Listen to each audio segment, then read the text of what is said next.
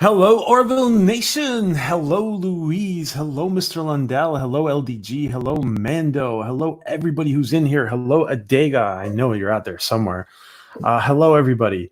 How are you guys? Let me just make sure I get rid of my echo. There we go. Okay. How is everybody today? Happy Sunday to everybody. Yes, I know this whole starting on time thing. I know you guys haven't said anything about it. I imagine somebody's typing away saying, "OMG, he started on time." So yes, I know the whole starting on time thing is freaky, and and yeah, it's weird. I know. Um, so how is everybody today? How is Louise? How is Mr. Lundell, LDG? Hello, Donald. How are you, Donald?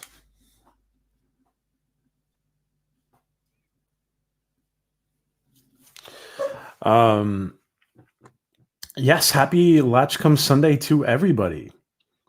Happy Latchkum Sunday to everybody. I hope wherever you are is slowly getting back to normal.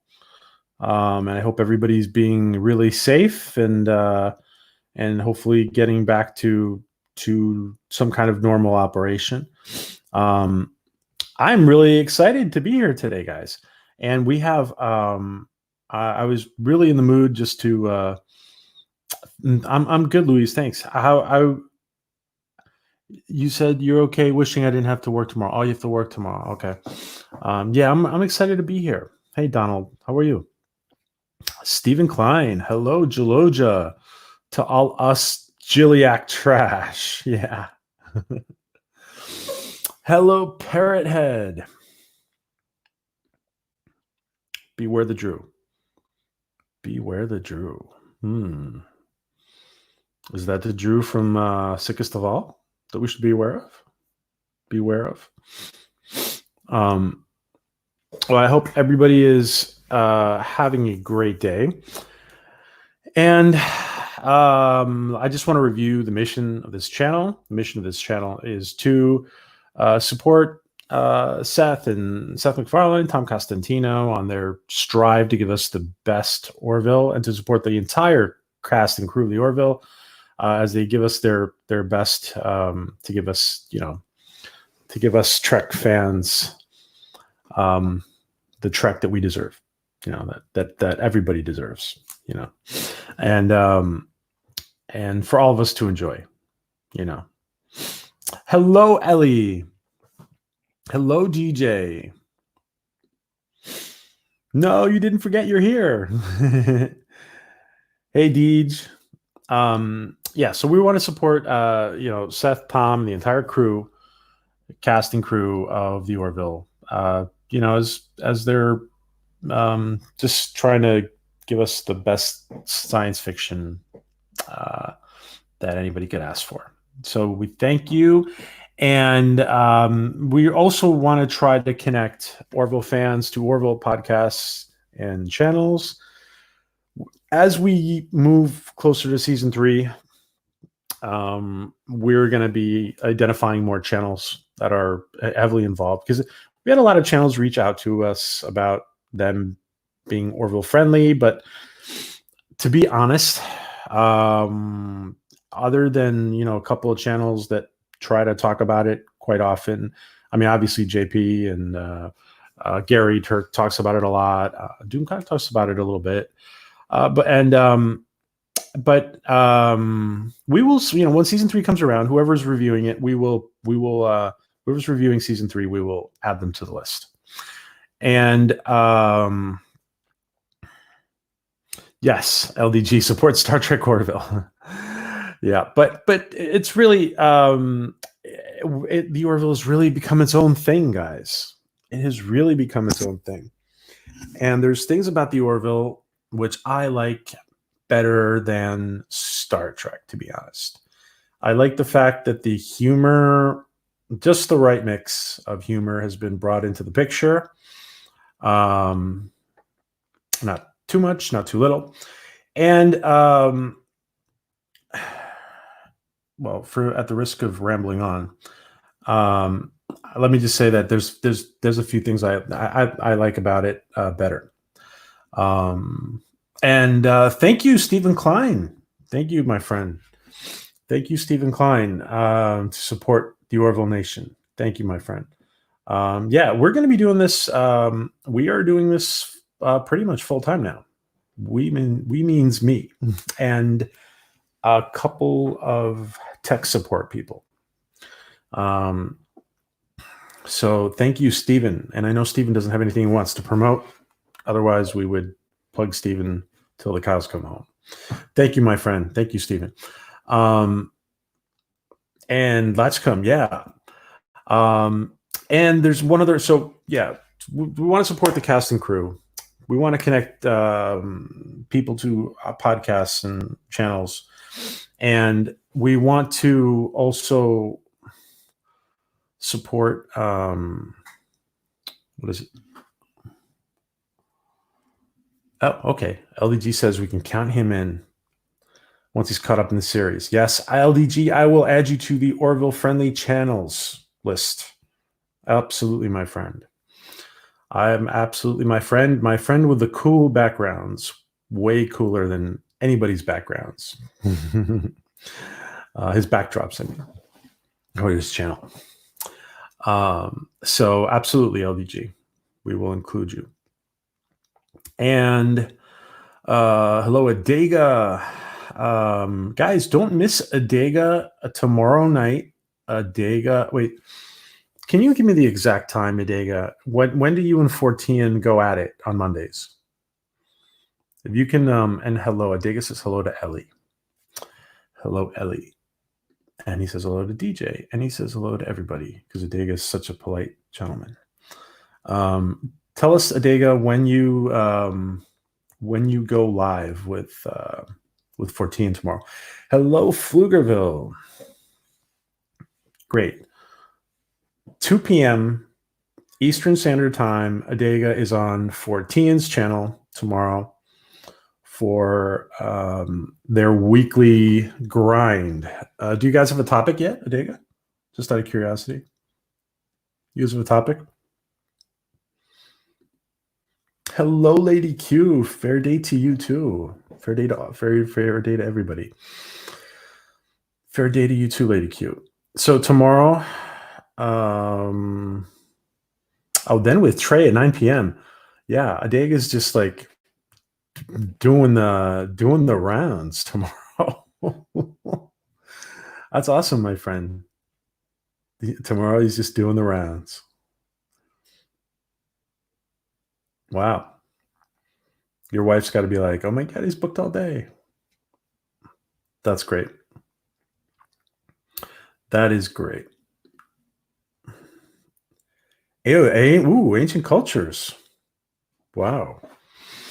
Let me put in 14's channel in case, because I know somebody out there in this, even in this little group on the chat and the people who are watching on the replay, I know somebody out there is not subbed to 14 and they are missing out on the Planetary Union Barbers. Oh, Bird is live. Bird is live. That's awesome. He's doing his debrief now? I didn't realize. Okay. I did not realize he's doing that now. Okay. All right, let me put in 14's. Yeah, we were talking. I've been talking about this several times this week. It's just so hard to find. It's so hard to where so many people. There's so many creators in our community that they're all streaming at all these times, and you can't really plan. You just got to go when you can go. And however, I didn't realize that Bird was doing it, and he's just back from the hospital. So Okay, so please sub to Fortean's channel, guys, and that's where Adega is going to be tomorrow. Yeah, Bird is live. Everybody go watch Bird. You can come back. He's not going to be live. I doubt it'll be live for too long. You guys can go watch Bird. We'll still be here. So we wanted to what was I going to say? Yeah. We wanted to hey, Captain Trek. We wanted to connect people to Orville podcasts and channels, and we will do that. We will come up with a list of people who are actually actively reviewing Orville or doing stuff with Orville. And yes, DJ, I do that all the time. Do that too. Yes, multitask. Have two windows open. Listen to Bird, but you can leave other channels open. Sure. Thank you, my friend. Lady Q says, I have quite a few creators listings in my deck. Oh, okay, cool, Lady Q. Let's talk. Are we connected on Twitter?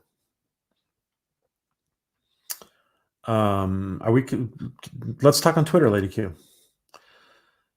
I'm in both multitasking, and Ellie says impressive ability for a man, Deej. Wow. Okay. Very funny, Ellie. Yeah. That was funny. That was a compliment, actually, DJ. That was a compliment from Ellie. Okay. So, and the other thing we want to do is to keep us all engaged, that we want to have ourselves engaged. Great. So, hello, Lady Q, Steph, Adega, DJ, Ellie, Captain Trek, LDG, everybody who is in here, guys. I present to you all something I've been talking about for like 6 months or 7 months.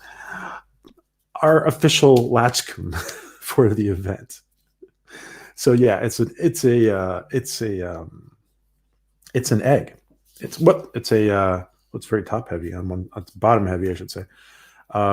It's a dragon's egg from Game of Thrones. It's about the right size.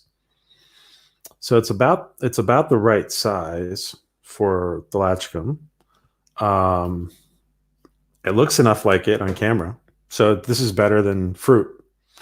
I know I was actually starting to get used to having you guys guess what kind of fruit I was going to use for the Latchkum, but so this is it, guys. So I'm excited. I was excited to show you guys this. I know it's silly, but I was excited because I've been promising it for 6 months, and finally there we go. I'll leave it right there for now. Thank God it comes with a little pedestal. Lady Q says, I don't. Hello, Steph. I don't have Twitter. Okay, you don't have Twitter. Okay. Well, email me then. This is my email.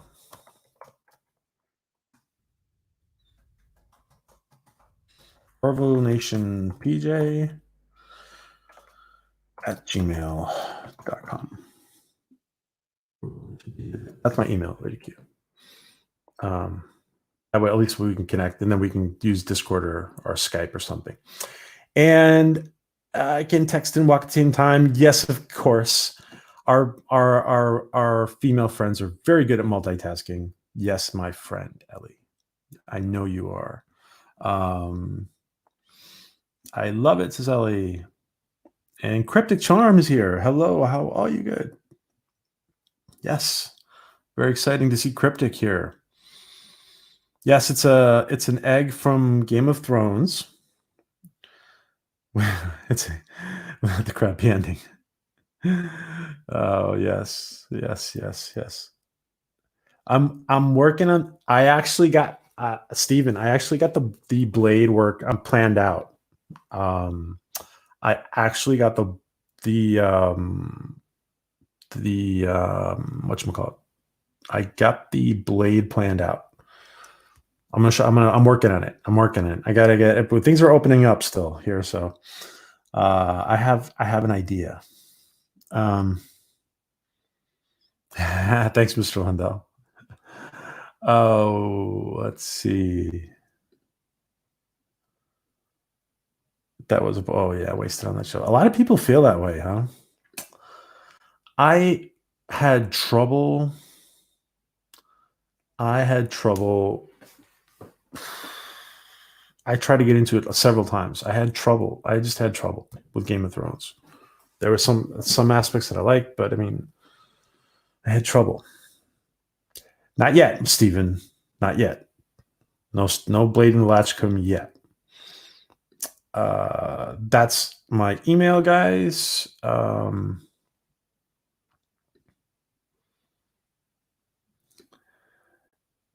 PJ, yeah, I gotta get a Latchkum. Unfortunately, no Snowblade. Yeah, and Ellie, I saw your message. I'll get back to you after. Don't look at any. Don't look for any questions from me. Way too much dang. Oh, all right, DJ. I'm sorry, man. Are you like hopped up on meds right now? Or are you just like laying down? Maybe you're just like laying down, chilling out, right? Uh oh, oh, cryptic. I'm sorry. Oh, hello, Jeff. Hello, Jeff Jaloja.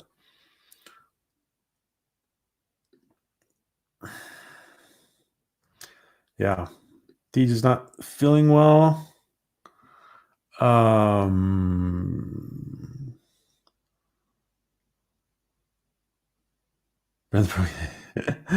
That's funny, cryptic.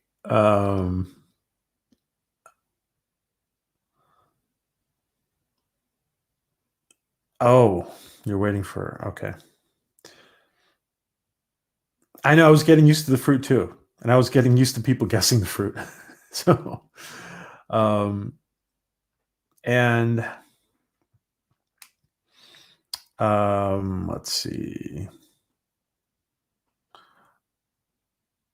The bot season, yeah, final season. Hello, number one. How are you, my friend?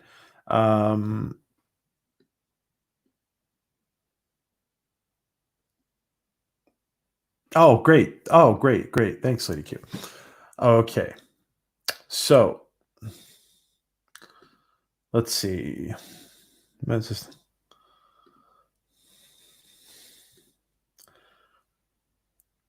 too much perverse sex.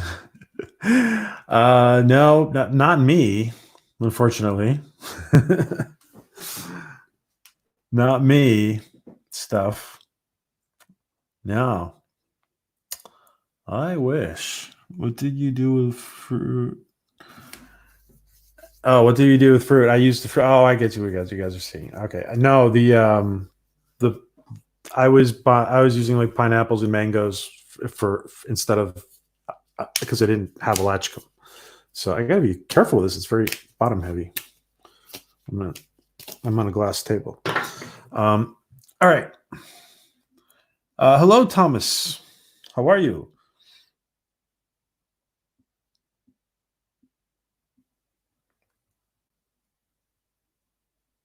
I know you hate chats where everybody has a wrench. I know.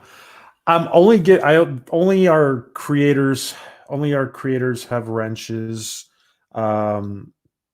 to because we can't have a Diego plugging everybody. So and I've tried to do it and I get so basically that's the reason, Thomas. I know what you mean though. The problem I had with the ending of Game of Thrones was I thought it was a battle between Greyhorn and Jon Snow. Yeah. Yeah.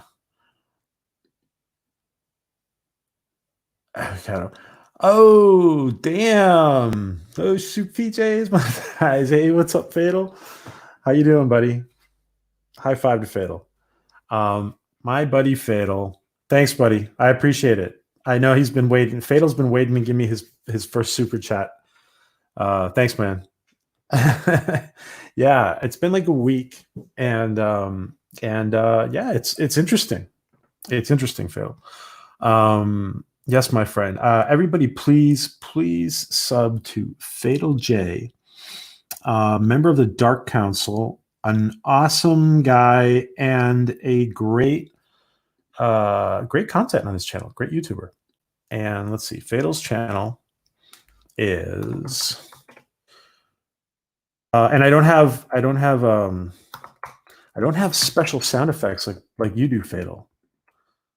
I don't. Oh, look, Fatal's almost at 2K, guys. If you haven't subbed to Fatal, please sub to Fatal. He is almost at 2K. I know a lot of people in here are not subbed to Fatal, so please sub to my buddy Fatal J. I gotta ask you sometime where you came up with that name, Fatal J.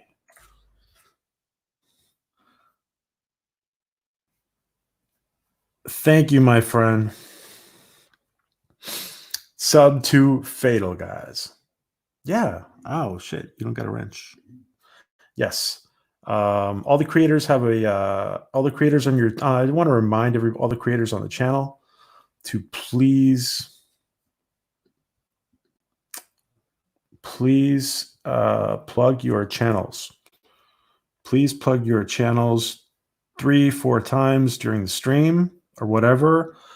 Steph has some good news about they're starting to talk to the VA for their housing situation. So the thing is that they need to put down some kind of I don't know if it's a down payment or I don't know what it is they have to do. They have but anyway, so she has she's going to be putting up a Captain Roberts fund me or PayPal or something.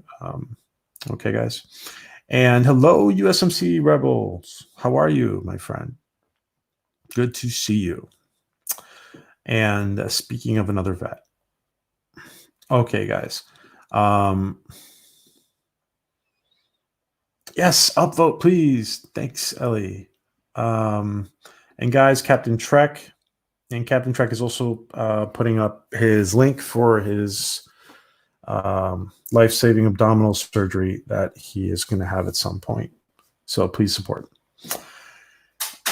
And okay, all right, guys. Oh, Fatal. I actually got.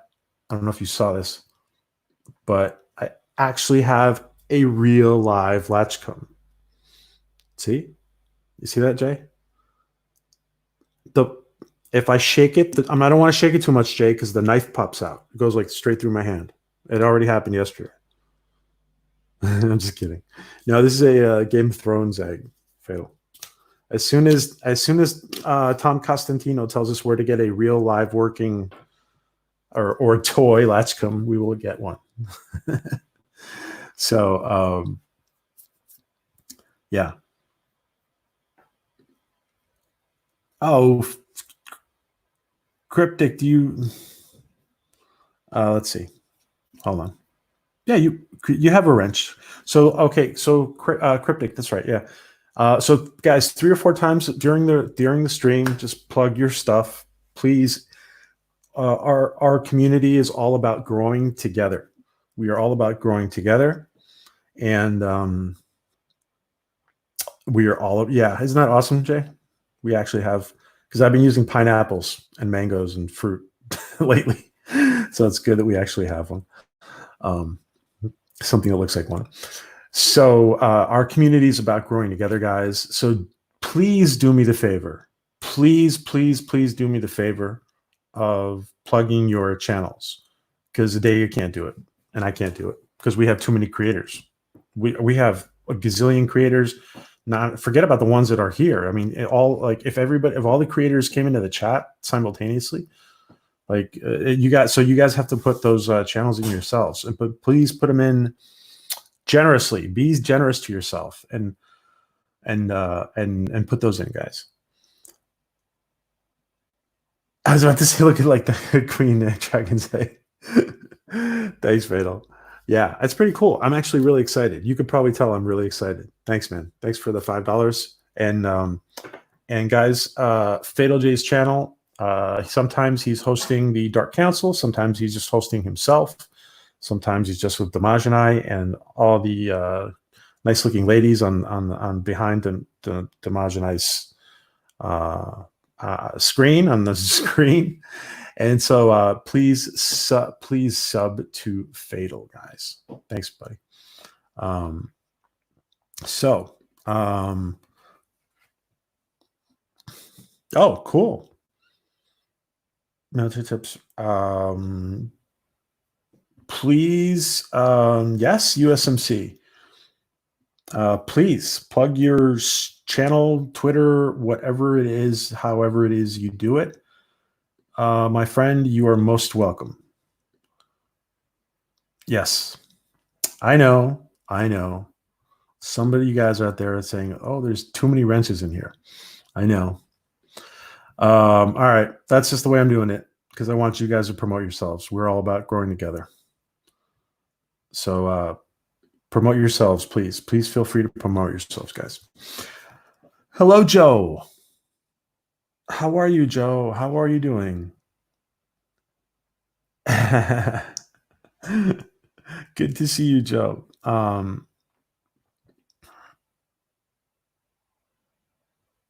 You can't just open up Steph. Just open up your husband's channel on a on a different window and just copy the URL and then go back and paste it in here.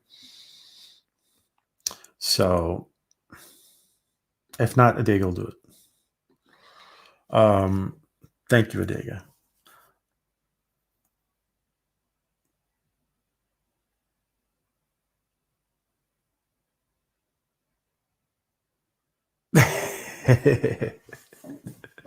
Okay. Well, you do it if you want. USMC. All right, guys. Let me start off. And everybody, don't forget Fatal J. Sub to Fatal J, guys. Sub to Fatal J. All right. My first question to you guys. Let's see. First question. I'm going to start off. I'm going to ask the first question. Who, on a scale of 1 to 10, or 0 to 10, on a scale of 0 to 10, how hopeful are you for a quality Star Trek with this new Trek that's come out? And my first question is going to be Star Trek. So 10 being the most hopeful, very hopeful, and 0 being, no, not hopeful at all. A scale of 1 to 10, how hopeful are you that the new Trek, the Pike series, will be quality Trek? How hopeful are you that the Pike series will be quality Trek?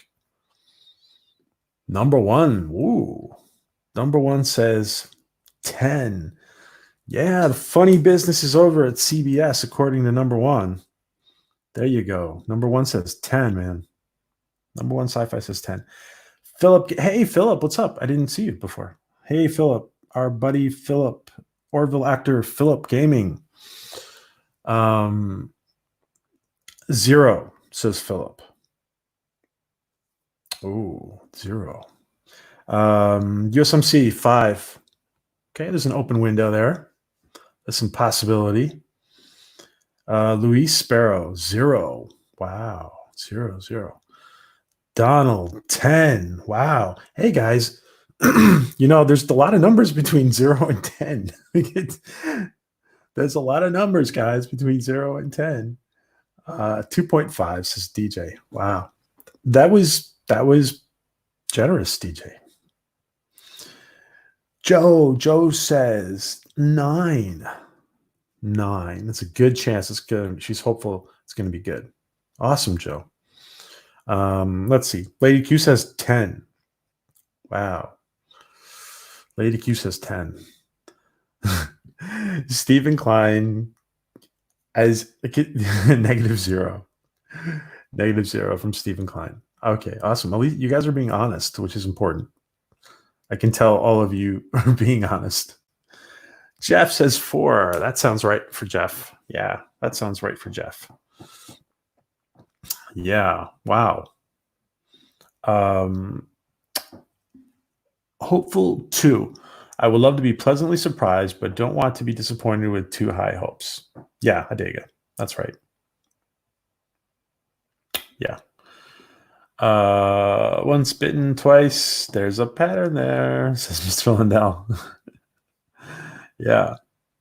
Just don't ask my husband any question. Okay, he's snoring away. Okay. Um, maybe he should be streaming. I don't think I've ever seen anybody um, streaming while asleep.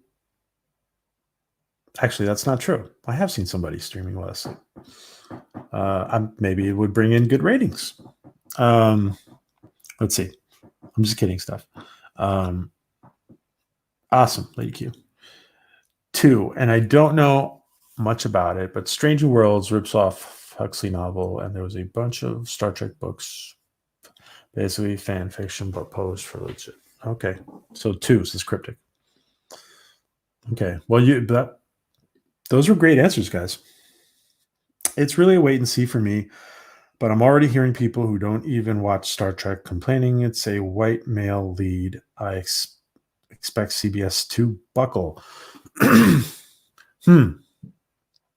That's interesting. USMC. I don't know. I think they've lost so much money, and the CBS stocks have gone down. They've lost. I mean, CBS has lost money.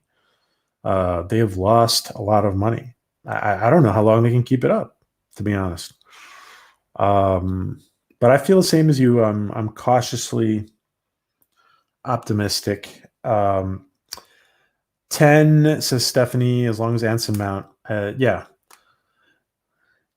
Yeah, no. If they get like what USMC said, if they buckle, nah, they can't buckle. And they gotta put out what people want.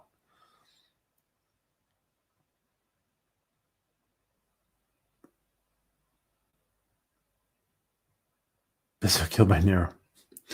All right. I am gonna throw out the first the first the first oh you're back just in time to hear us everybody complaining about my first question, Ellie, which was about Star Trek, about the new Star Trek series. So now let's do Orville. Okay, let's see. Yeah, CBS is losing subscribers and needs something to bring in people. Yeah, CBS. Okay. Yes, catering your fans equals money in the bank. That's why that's the whole concept of customer client. Yeah. Yep. Believe it or not, the fans are customers. So you have to appeal to them on some level. Yeah. All right. So I'm going to pick somebody. Let's see. Wait.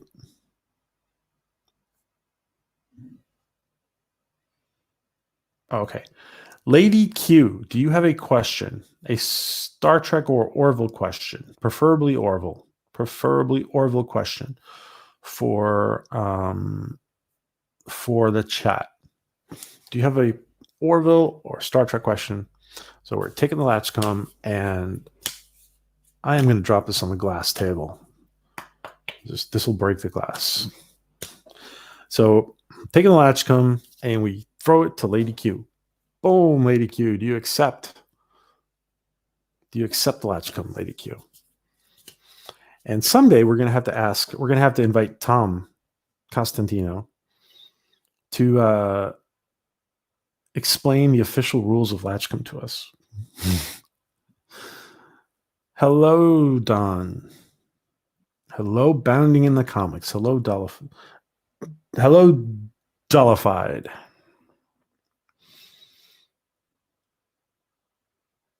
Let's see if Lady Q. Okay.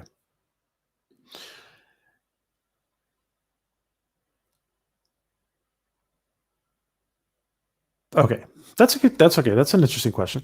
If Orville were to bring back Priya, what storyline would she lead? Okay, so let's. So Priya is the character played by Charlize Theron, and she's the time traveler from the future. And of course, let me remind that we can't necessarily believe everything she says. We just have her word. She said that the Orville is going to be destroyed, and she pulled them, out of time because they were going to be destroyed, and she wanted their ship basically. So, what storyline would Priya? That's an interesting. Yes, the time traveler. That is an interesting question. So, if Priya comes back, what's the story going to be with Priya? If Priya comes back, guys, what will the story be with Priya? What kind of story? What story would she lead?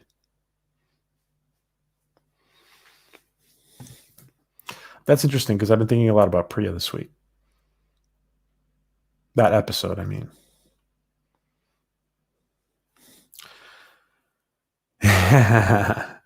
USMC is like, Priya can have anything she likes. Yeah.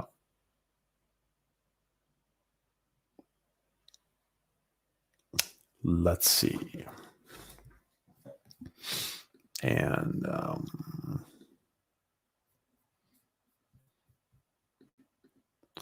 let's see, guys, what people are thinking. Let's see what people are thinking. And let's see what people are thinking. And great.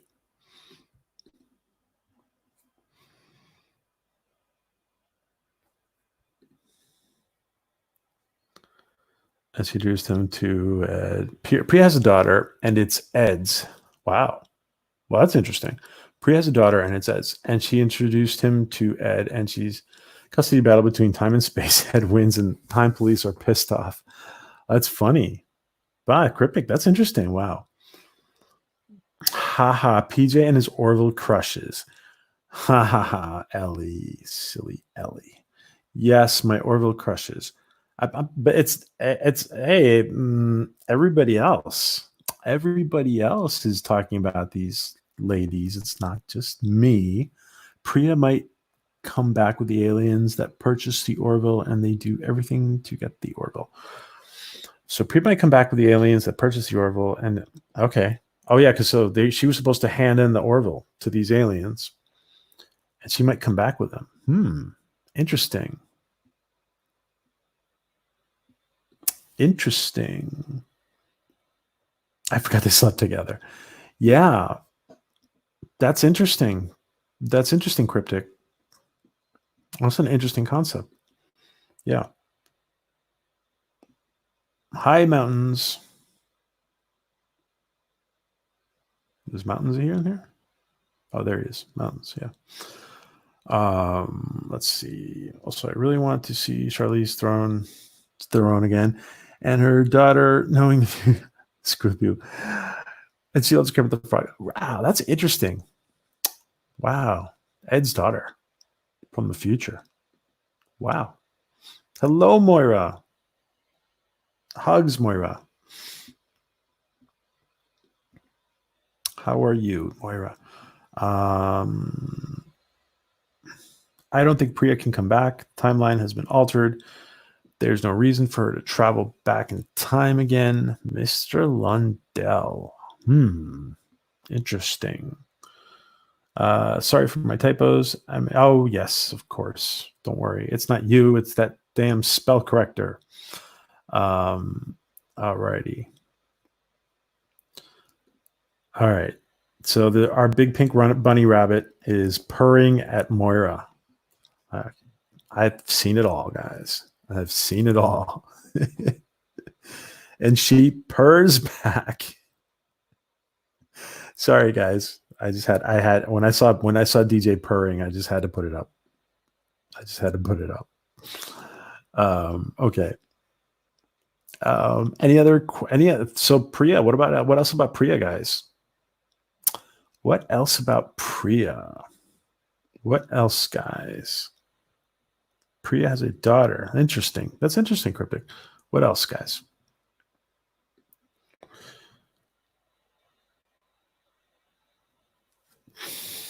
Didn't he keep a piece? Does he have what, that box?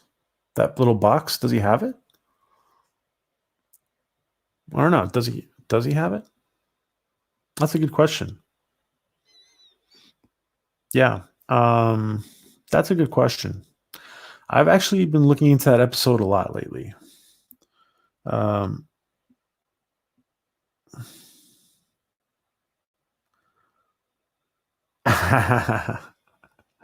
That's funny, Cryptic. Just so he could kiss her.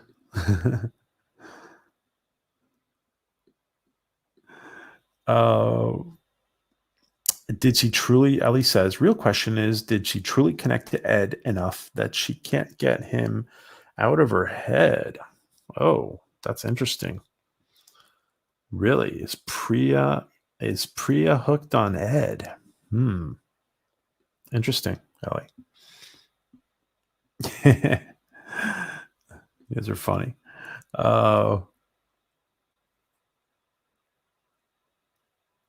The time lock. I never knew that in real life that Kelly and Gordon. Yeah. Yep. They are married. Yeah. She has her transporter. She has her transporter. Yeah, she has a transporter. Oh, so Ellie doesn't think that Ed has any of her technology, you're saying? Like, I go back and look at that. That's interesting. Maybe it's not 100% clear if Ed has if they have any of her technology. Okay. I was going to say something, but I'm not going to say it. Priya comes back, only this time she's not there for the Orville. She's running from the aliens who purchased the Orville. Okay. Yeah. So Steph agrees with that too.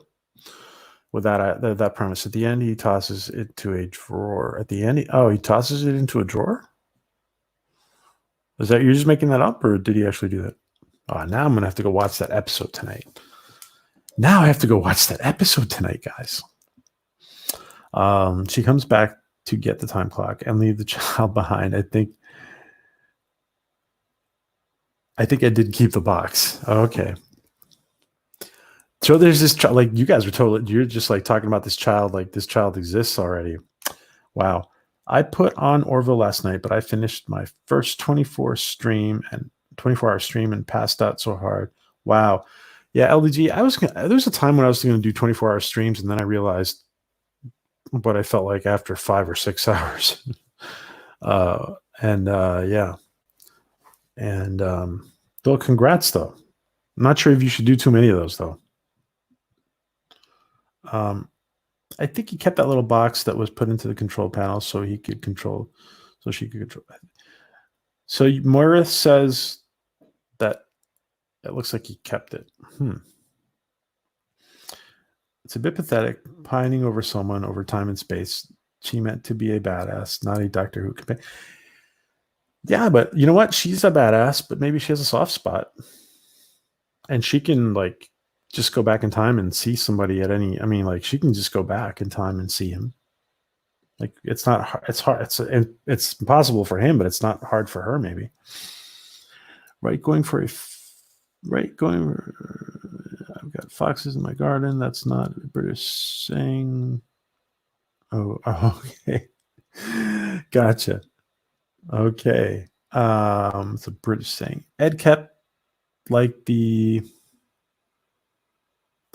really have fox cubs in your garden. Oh, wow. That's pretty cool, actually. I hope they're not harming any other animals. Ed kept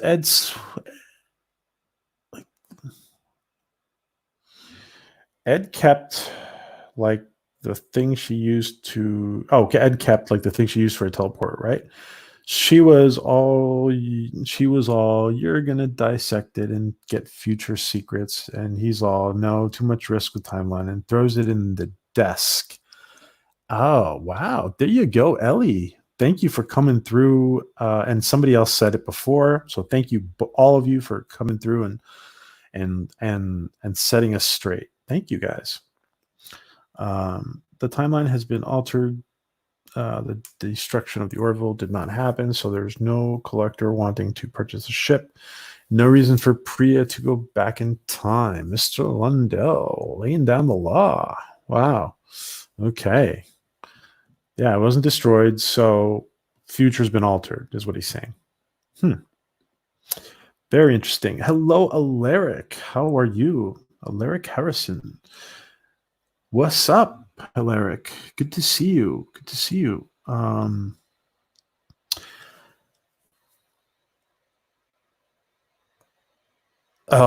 been some Marvel. Yeah, that was a good question. That was a good question. All right. Let me ask the next person. Let's see. Let me ask next person. Boom. Adega. Oh, Adega, do you want to do you want to take the question? So we're taking the Latchkum. We're taking the Latchkum, and we are throwing it to Adega Outlaw. Author and Dr. Adega Outlaw. We're throwing it to Adega Outlaw. Do you accept Adega Outlaw? That was a good question. Yeah. I'll be watching that episode like everyone. Yes, guys. Everybody's going to be already watching tonight. Mr. Lundell's like, no, there's nothing going on. Great. Yeah, take your time, Dega. So he's thinking of a question. Dega's thinking of a doozy. So while we wait for science fiction author Adega Outlaw, let me just say, cheers. Everybody bring up Sada tonight. Upsada doesn't come out. It grows into a parasite into your what is it? It grows into it becomes a parasite in your intestines, and it doesn't come out. Of course, Ed found out that it does come out. Well, cheers.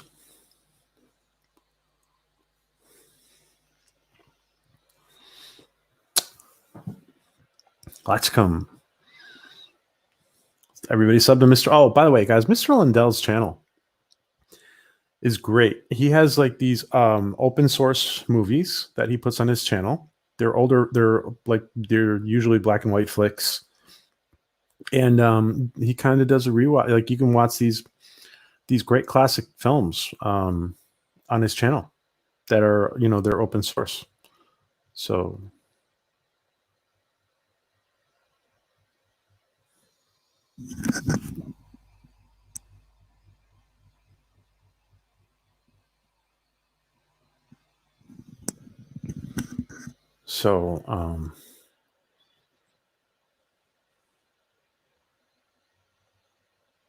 okay, let's see. There's a question.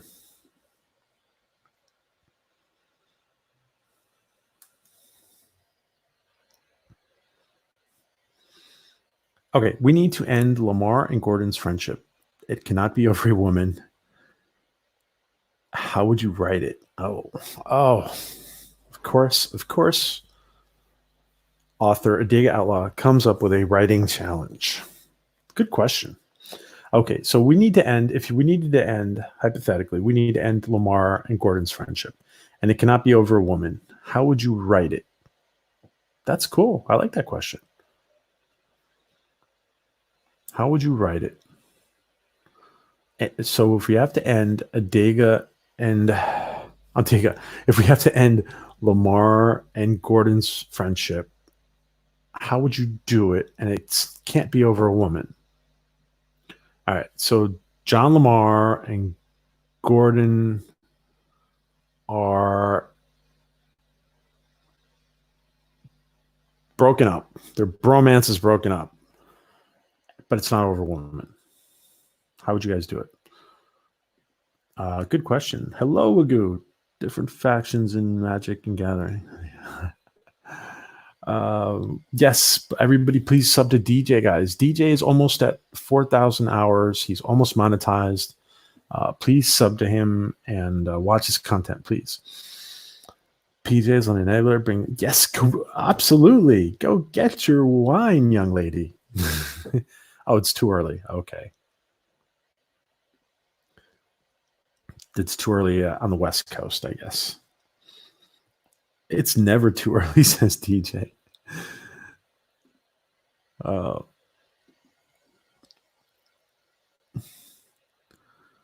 I should probably stay sober. Please sub to Captain Robert April, guys. Please sub to Captain Robert April. No, it's not a good idea. It's not a good idea. She should not be sober for her training. Have you been to her training, Adega? I'm just kidding. Yeah, she should probably be sober for her training. Send me on a away mission where Lamar is in command of Gordon. Send them on an away mission where Lamar. Oh, this. Somebody said this the other day. Send them on an away mission where Lamar is in command of Gordon. I don't think they'd work well together in this command structure. Yeah, was that you who said that the other day, Luis? Because this sounds very familiar. That's interesting. And Lamar and Gordon's friendship. Lamar being jealous of Gordon because he has become a Krill legend. He's become a Krill legend. That's funny.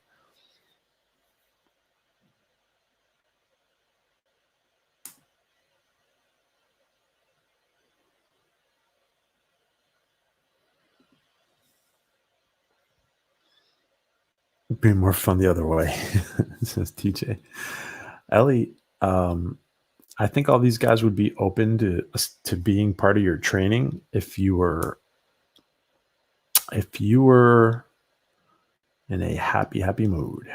Let's see. I would write as Lamar leads a. Steven says I would write as Lamar leads a away mission and Gordon doesn't respect Lamar leadership and just keeps goofing off during the mission, which causes a crew's death. Wow. Interesting. See, the thing is, though, look, Gordon's a goofball, but he's not not to the point of being irresponsible, though. That's interesting, though, Stephen. I like it. Ed, Kelly, Bordas, and Tala are on a away mission, and Gordon is left in charge. He makes decisions that Lamar constantly questions. Yeah, you guys are all like going in the same direction. Definitely, you guys are all rowing in the same direction. The storyline would be a contest of piloting skills, and Lamar wins. It's all take place in Gordon's hollow program. Oh, interesting. Nah, Gordon isn't Neelix, says Cryptic. I posted the long way around typing Lincoln by hand. Oh, okay. Yeah, those are awesome ideas. That's interesting. It's an interesting question, Adega. I take Gordon being a Krill. I'll take Gordon being a Krill legend. Is he? You guys think he really is a Krill legend? That's interesting. Haha, DJ. I wouldn't tell you what type of training if you asked. I wouldn't tell you what type of training if you asked. Better to let your imagination do the work. Oh, that's funny. Yes, we don't know what kind of training it is, guys. Hail, everyone. Hey, speaker. Hail and good evening. Back in 10 minutes. Yes.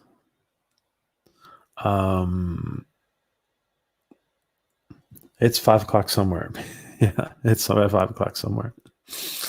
Oh, speaker says hello to everyone. Everyone says hello back to speaker. I don't think Gordon's 9 a.m. beers would ever be penalized. That's interesting, Waggle.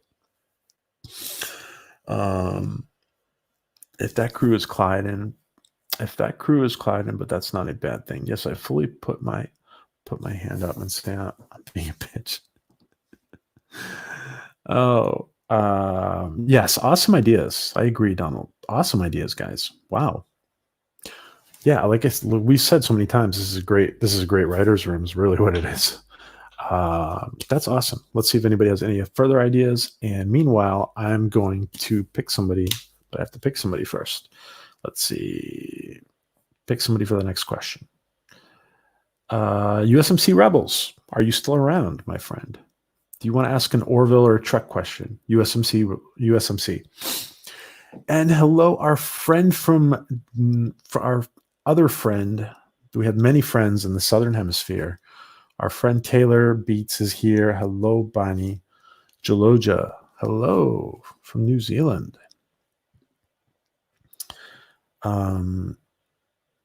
Let's see if USMC Rebels is still here and if he accepts the challenge.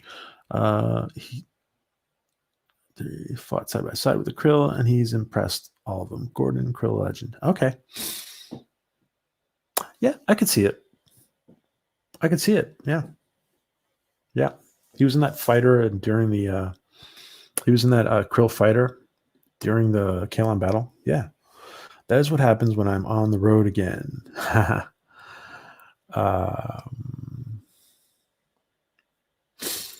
Great. Do you want to ask? So, USMC, do you want to ask a question? Do you want to ask the next question to your colleagues in the chat, to all of us? You don't have to. You can pass if you want. But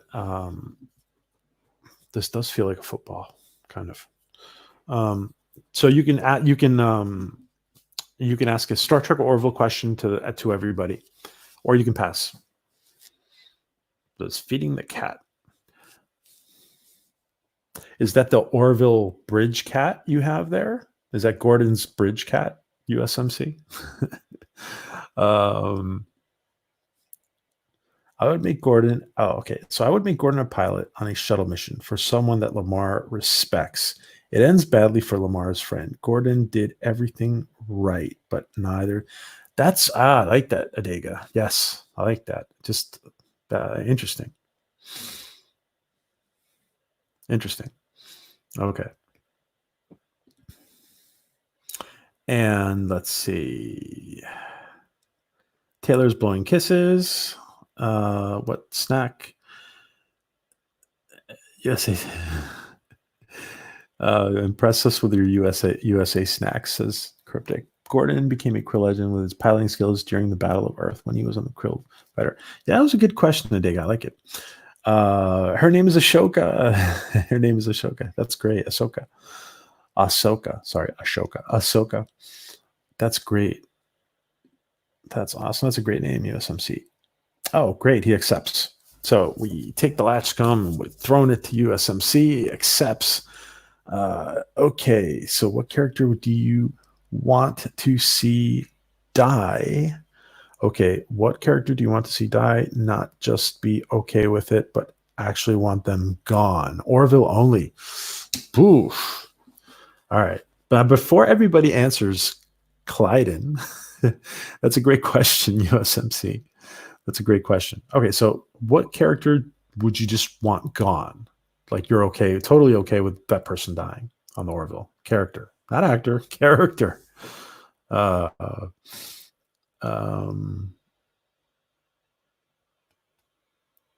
Clyde. See, Cryptic is already.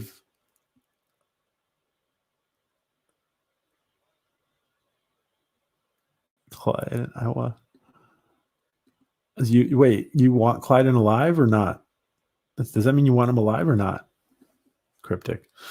I like Gordon to get into a relationship with an alien woman who looks like a sea urchin, but he doesn't care as he's getting laid. That's funny, Wiggo. That's funny. A selection of cheeses, cherry tomatoes, and some last night. But nice snacks. Latchkum, yes. Ouch. Ellie? Oh, really? Kelly. Wow.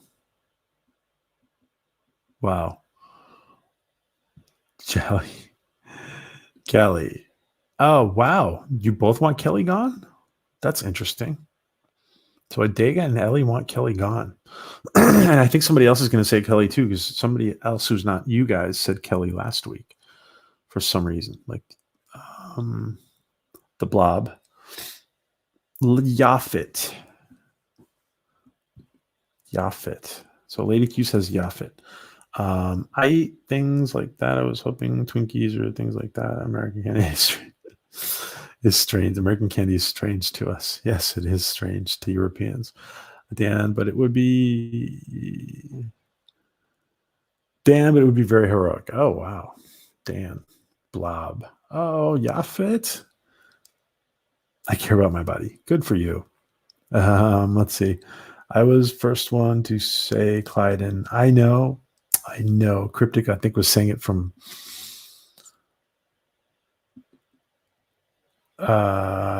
she's holding no, she's holding Ed back and she can't move on. I dislike her. Oh, okay. Got you. Ellie does not like Kelly. Let's see. Maybe it's because your names rhyme, Ellie, that you don't like her.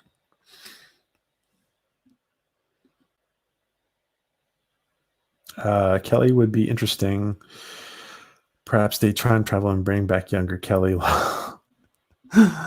Younger Kelly. I choose older Cassidy Yates son guy. Oh, okay. Marcus.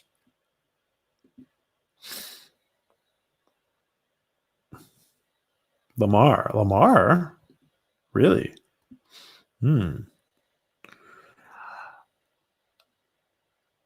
Alara she got okay. She got Tasha Yard. She did get Tasha Yard, kind of. She's just not, her character's alive, but yeah. Interesting answers, guys. For maximum drama, it would be Kelly. Ed is forced to soldier on without her counsel, and it would be very traumatic for the audience. Herb. Hey, Herb, what's up?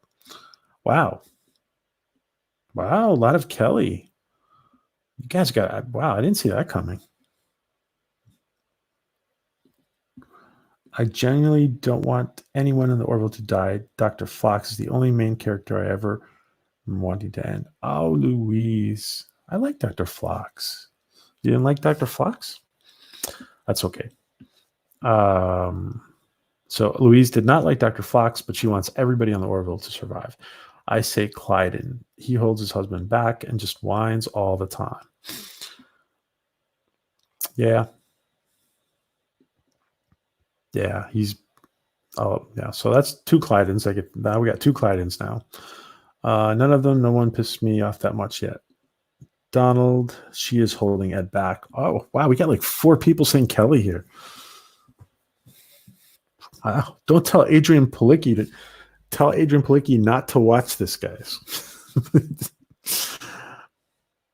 I should respect I'm just kidding.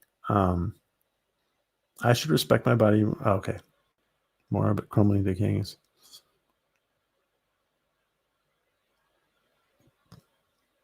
Oh, we should all take care of ourselves, guys. We should all take care of ourselves.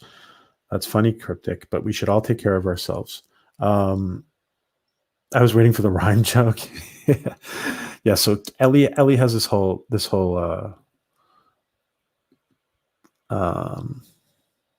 thing with Kelly because her names rhyme.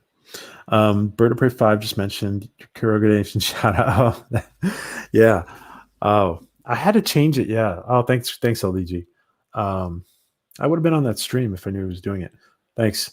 I would. I gotta say that. Yeah, when I changed the name to Kuroga Nation, it like confused a lot of people. So I changed yesterday or before yesterday. I had to change it back.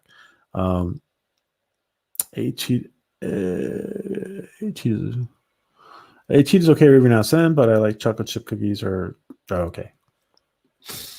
Yaphet dies saving the ship, but he actually not dead because he can regenerate from a small piece of himself. Oh wow, interesting. That's interesting, Alaric. So he dies, but like he can regenerate from a small. That's interesting. I'd vote Alara too. I never really connected to her character and was almost annoyed by her at times. So basically, my friend Ellie, so you could choose one, but Ellie chooses two. Get rid of two. Let's get rid of two characters, not one, but two. That's funny. Ellie says Alara too. Yeah, Fox was a total bastard in the Fox was a total bastard in the Orville. That's funny. You guys are great. You guys are funny. Oh, these are great answers. Ed. Oh, Stephen Klein. Get rid of Ed? Wow. Get rid of Ed. Wow. Cryptic Charm. Kelly dies in the present. Ed, Stephen, how would you? That's interesting. How would Ed? How would Ed? How would Ed die if he died? Kelly dies in the present, but time travel brings younger Kelly to the Orville. She's stuck in the Orville. Oh, wow. So older Kelly dies, but we get younger Kelly to replace her. Well, that's interesting. Lady Q. Fortian's channel. Yes. Everybody sub to Fortian, guys. USMC Rebels channel. Yes, guys. Everybody sub to them. Herb, it's not that I want Kelly or any of the other principals to die, but Kelly dying to save the ship, and Ed would have Spock dying in the world. Yeah. I get it. Herb. Yeah, we're trying to answer the question here. Yeah, we're trying to answer the question. It's not like we want the character to be gone. Somebody asked the question, so we're trying to answer it. If they kill Kelly, all the whammon will go crazy. Sausage fest. Speaker. That's funny. Speaker. Maybe someone dies in an alternate reality. So someone dies in an alternate reality. Interesting. Hello, Peggy. How are you? Kelly isn't holding him back professionally, but personally. That's interesting. That's an interesting assessment, Peggy. Thank you for sharing that. Yes, younger.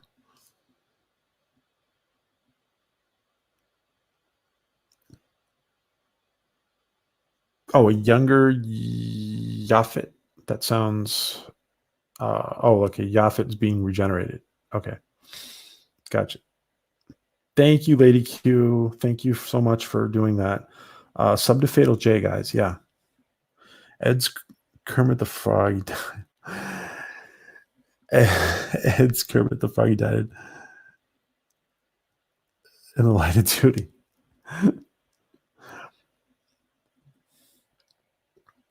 I wasn't expecting all the Kelly votes, Lyle. I think she challenges Ed now that they're sort of past getting back together. Wow. Wow. Um, all right, Ellie. I'm going to let you ask the next question. Guys, unfortunately, damn it. All right. StreamYards is about to kick me off. It's streamers. I'll be right back. StreamYards is kicking me off. I'll be right back. One sec. And Ellie, you can ask the next question.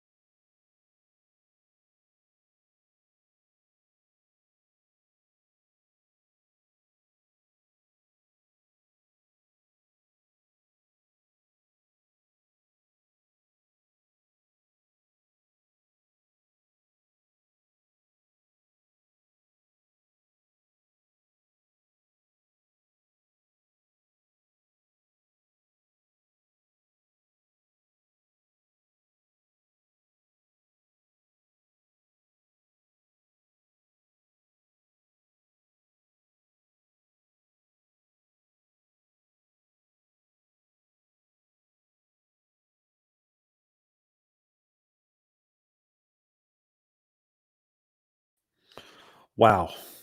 Sorry guys. I don't know why this StreamYards decides to kick me off that way. All right.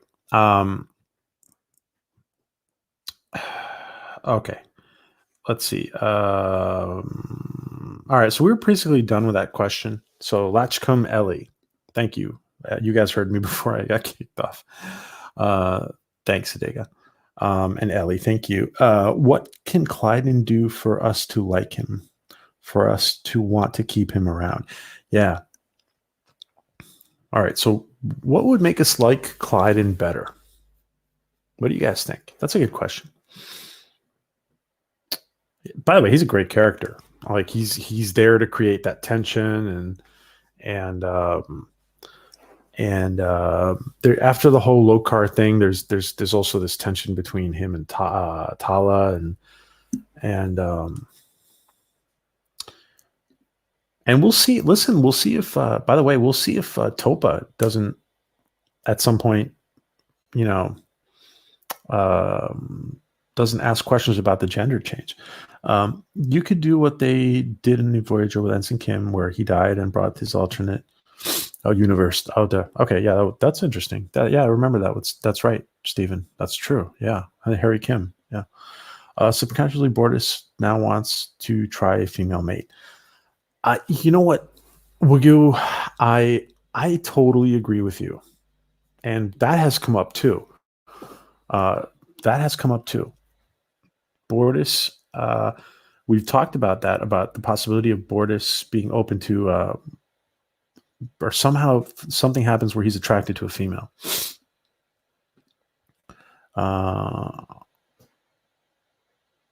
Temporal anomalies.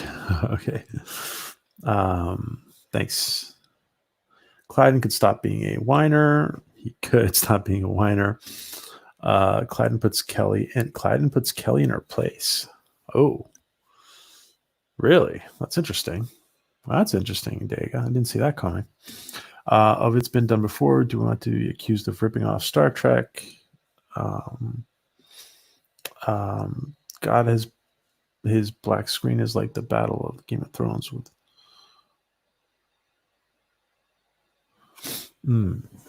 Okay, I think Clyden needs to transition back to female. He has a lot of rage and is so hateful toward women. He needs to accept himself. Yeah, but he's like,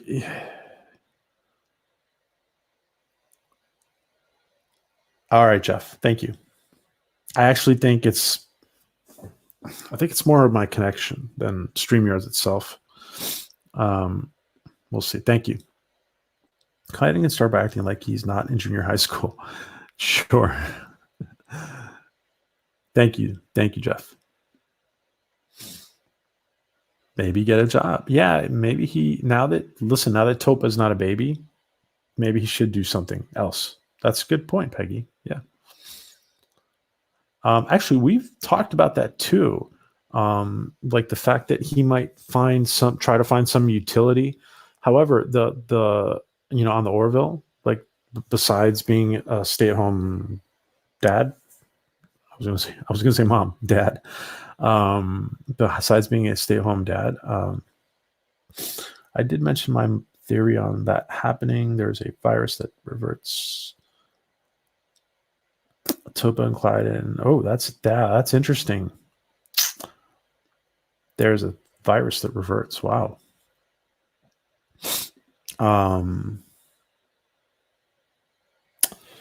Yes, I will. I will ask LDG about that. If he had a job and was working with women. Interesting. Maybe as a bartender, as an assistant to someone. Interesting. I like the idea of him accepting his truth, apologizing, and striving to be better. Yeah, that's interesting, Ellie. The thing is, though, he is it seems like he is attracted. Like it doesn't seem like he seems to feel like males generally feel in the Moclan culture as far as attraction for males. And it's interesting. It should be interesting. The female Moclan planet. It should be interesting Uh, it should be interesting to find out if the females are generally attracted to other females, or if they're attracted to males, or that should be interesting too. Find out. Find out that Clyden is really double agent working for the Union. Oh, that's a good point, Stephen. So many people, that's come up a lot. That's probably Stephen's probably said that before, about him being a spy or something. What exactly is Clyden's job? I mean, his kids at school. Does he? Yeah, he sits around moping. Um,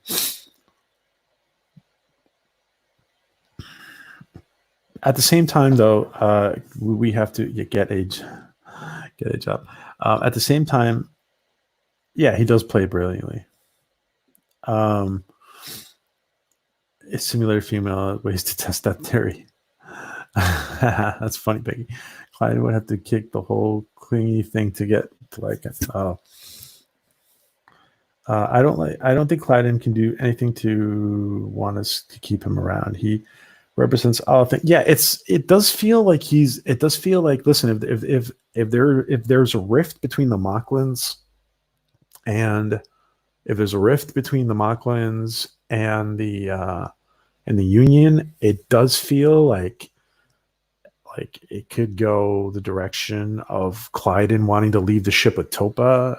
And yeah, it feels like it could be going in that direction. There are no actors.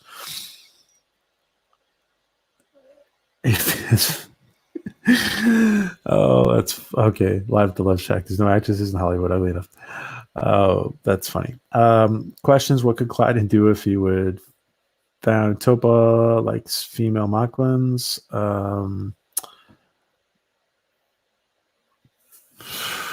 Well, interesting. Yeah. What if he likes female Mocklins?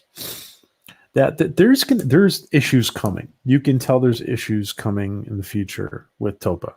We will see what they are. Um, I like a lot of the anti-karma against Clyden got swept under the carpet by next episode. I feel like a lot of the, yeah. Topa, now a teenager in the next season, gets a girlfriend. Bortus doesn't care. Clyden is horrified. Yeah, wow. That's possible, guys. Yeah. Yeah. We might see Topa hanging out more with the older with the three, maybe Ty and Marcus, with all of them hanging out together. We haven't seen that yet. There you go, Cryptic. Wow, these are all great questions, great ideas. Great ideas for this is very fertile ground, isn't it, Adega, for authors. Let's see. I'm picking somebody else. Let's see. Mr. Lundell, do you have a question? So we're taking the Latchkum and we're throwing it to Mr. Lundell. Mr. Lundell, do you accept the Latchkum, Mr. Lundell? Isn't that a cool Latchkum? That looks almost like a Latchkum. Almost like a Latchkum. Almost like a Latchkum. And the blade pops out. All right. Whoops. See, I have glass table. I'm gonna break. Wouldn't that be great? You guys see me break this glass table live. Okay. Let's see if Mr. Lundell accepts. He accepts. Latchcomb, Lundell. Latchcomb. He accepts. So he's coming up with a question. Yes, very fertile ground for authors, says Adega.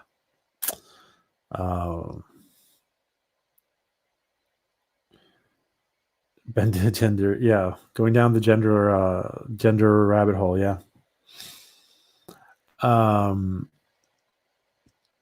Absolutely, says Adega. There's plenty plus size actresses in Hollywood who could be uglied up enough to be female Clyde. Oh, okay. Latchkum. I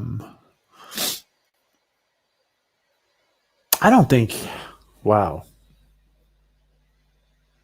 No, I don't see. I don't see. I do not see Clyden reverting unless it's like that virus that you guys were talking about, like voluntarily reverting to sex. I don't see him.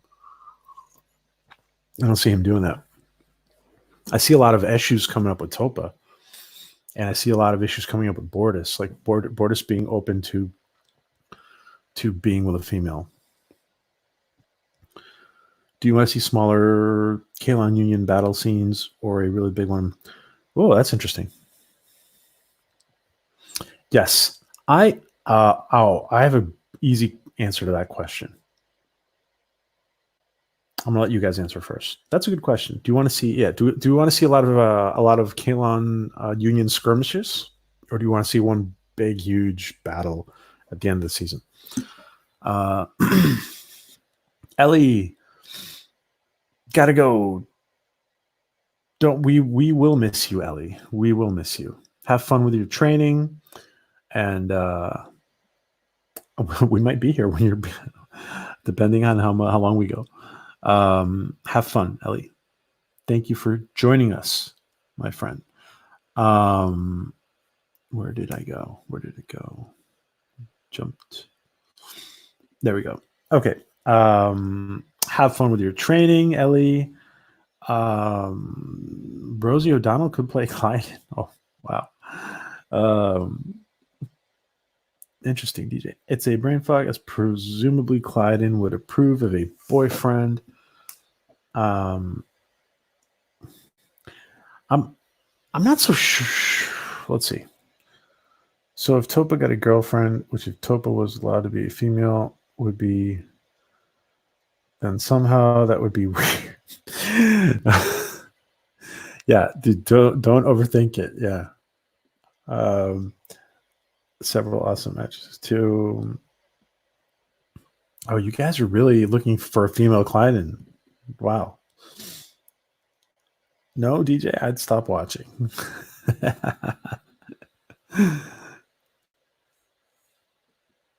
I'm not a big fan either of Rosie.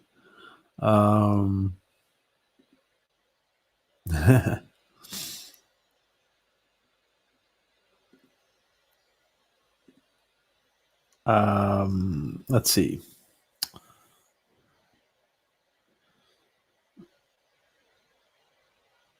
Oh, wow. Topa gets sick, needs a female hormone to save his life. Clyden has reverted in order to produce what. Wow. That's interesting. Wow. Adega figured it out. That's how it would happen. Wow. Interesting. That's interesting. Donald says one big battle every season. One big battle every season. Speaker says I like that. Adega. One big battle, best of both worlds styles is cryptic. Smaller ones makes more sense because when we get a larger battle, it will be epic, says Steven. I think smaller Kalon skirmishes allow for a more one-on-one, trying to learn about the culture better. Let me just say this, guys. I think it inevitably, just from a strategic, I think it's inevitable that there are going to be, and we've already seen a couple of instances in season 2 after Identity where they avoided Kalons, a couple of Kalon ships, if I'm not mistaken. And it's going to be inevitable that there will be smaller skirmishes. I think it's just inevitable the way things are. So I think we will see several skirmishes before another big battle. There's going to be a lot of, and it would strategically, it might even make sense for the Union to try stuff out, try upgrades out on Engage, like in Star Trek, they would engage. They would try to engage just one Borg ship instead of a whole bunch of them. Orville Nation, an all-female crew takes on the Kalon and win. Yeah, he's stunning. She loved her in Ghost Whisper. Who's stunning? Cameron Mannheim. Oh, Unless McCarthy could play female Clyde. If you reverted, I don't think Bortus would mind. Oh, ouch. And the society is made up of its individuals, so smaller. One on one. Yeah. Smaller. Brings out the mother bear instinct. Next big battle, they will lose and end in a cliffhanger. Oh, that's what Live at the Love Shack says. Next big battle, they will lose and end in a cliffhanger. Interesting. Hey, Fortean Barber's in the house. Wow, it's late night for Fortean. Fortean coming in almost at midnight in the UK. We've been talking all about you all night long, Fortean.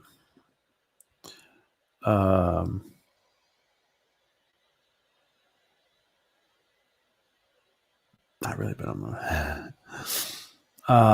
autocorrects keeps wanting to put my book character names. That's hysterical, Adega.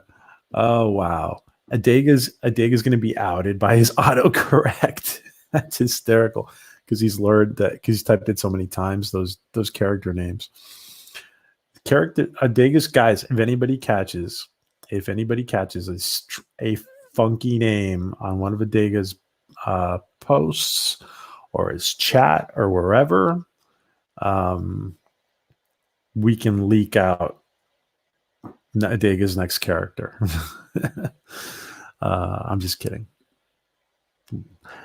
Wagyu, in Switzerland. Wow, awesome. A lot of Europeans in here tonight. Awesome, Wagyu.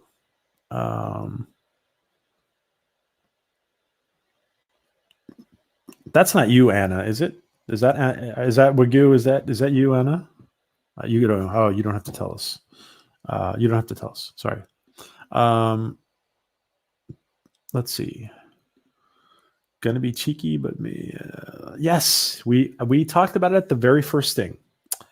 Please, yeah, Adega and Fortean at 2 p.m. Eastern, 11 Pacific, and 7 p.m. 1900 hours UK time, and 20 Central European. And Sydney, I don't know. Hong Kong, I don't know. Speaker, I would like to see them do more with Tala. Yeah, that's interesting. I would like to see them do more with Tala. I want to see her have a check pass where she was enforcer for a mob type group, and then she turned into. That's interesting. The thing is, though, I think Speaker. See, that's interesting, Speaker. But we'd have to fit into that though. That she says she comes from a military family. She's one of the only she's it's not common for Zileans, but apparently in her family there's a lot of military people. That's interesting. Yeah, we would have to fit it into that framework of hers. Catches up with her. I like that though, Speaker. Tatala. Yeah. I don't think so. Hey, Sporking. Scotty. What's up, Scotty? Let's see. Scotty, please put in your channel, Scotty, so everybody can sub to you, my friend. Sporking News Podcast is also on the road to monetization, so please check him out, watch his videos, sub. Let me just put in Sporking real quick. Sporking News Podcast. Sporking News Podcast. All right, guys. So please sub to Sporking. I love Scotty. I don't think I've ever told you this, but I love the name of your channel, man. It's a great name, and I love your logo. So please sub, guys, to Sporking News Podcast. Please sub to Sporking.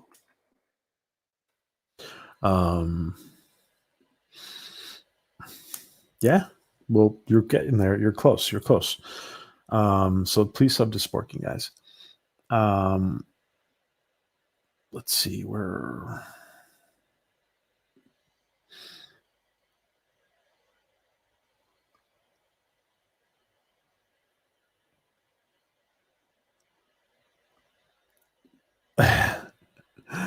Um,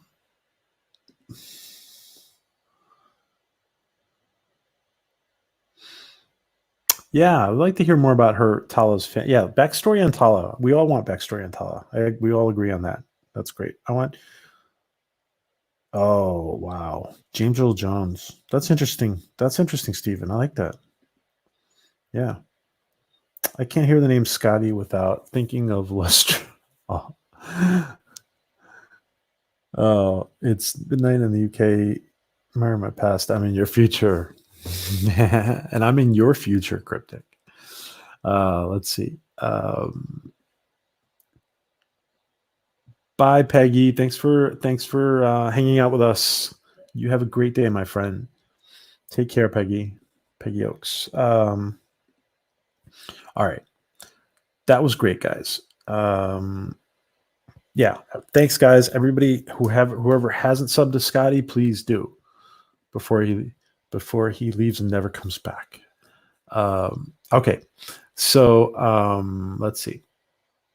Next person.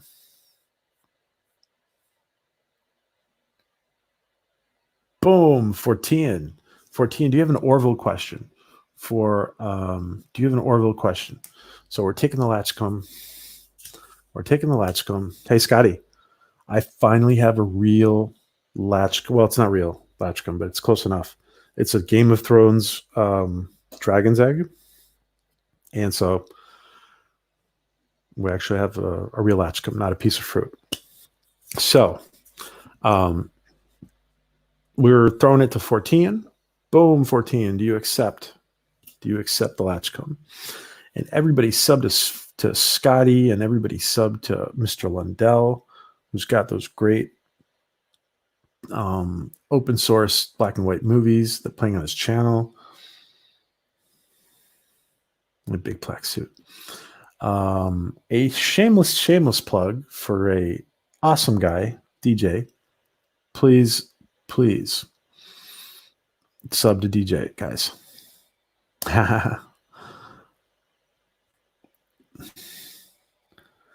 At least a burning hand. I know. Eventually, we'll have one with a buzzer or something. Something happens. We'll eventually live at the Love Shack. Yeah, we'll have one that either like electrocutes you or something. Let's see. 14 accepts. Is there going to be a bigger peek? Is there going to be a bigger peek into another ship of the fleet? Kind of like what the Enterprise D-Bridge crew went elsewhere for an episode. All right, so are we going to get another peek into a different crew? What do you guys think? What about, so there could be a lot of things. There could be a crew exchange. Remember, we've talked about this before. Remember when Riker had that exchange on the Klingon ship, but maybe we have an exchange on a different Union ship, or maybe somebody's briefly assigned for whatever reason to another ship in the Union. That's interesting. Great question, 14. Wagyu says, I think so at some point. Cool.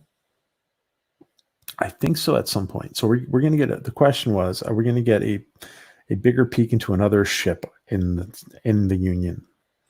Wagyu says, yes, I think so at some point. Yeah, at some point it would make sense. Triptych says, I hope so. I really want to see the Wilbur, where everyone is super uptight or just insane. I'd rather have them insane. That's funny. One or both, says Wagyu. One or both. It's insane or uptight. Hey, Kai. What's up, Kai? How are you? How are you, Kai?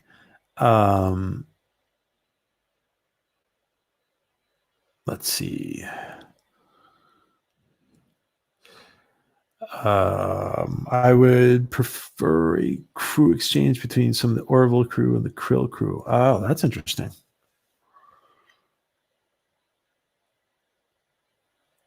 That's interesting, Stephen. So Kai, we just asked the question. 14 just asked the question if we'll get some new, if we'll get some new, if we'll get a sneak peek into another crew in the Union, in the Planetary Union, another ship. Will we get a peek into another ship on the Union? It would make sense to have a krill exchange if they're going to work on getting. Yeah, it would make sense. Yeah, the krill have kind of opened up for collaboration, whereas the Mocklins, there's growing tension with the Mocklins. Back to the Lamar Gordon fight. The all-female crew asks for help, and Lamar and Gordon get into it over going. All right, that's funny, Lady Q. Yeah, if that was Adega's question, if they had a fight between between Lamar and Gordon. The Orville needs an upgrade. Gordon is sent to check out the loner ship while they wait. He orders the wrong ship, and they end up in an old clunker for a mission or two. Oh, that's funny. That's funny, Adega. That sounds like it should be in one of George Peter Gatz's comic, sci-fi comics. A krill observer on the Orville sounds interesting. It does. Riker on the Klingon ship, you know he went for both. Gordon on the krill ship, everyone loves him. Dan gets a temporary promotion to the bridge. Wow. Cryptic. Wow. Dan gets promoted to the bridge. Wow. Speaking of Riker, he was the guest sonnet reader on Patrick Stewart's Instagram stuff this week. Oh, was he? That's interesting, Lego. Yeah, he's been Patrick Stewart's been reading poetry. Yeah. Wow, interesting. Thank you for sharing that. I would think it would be. I would think it would become. I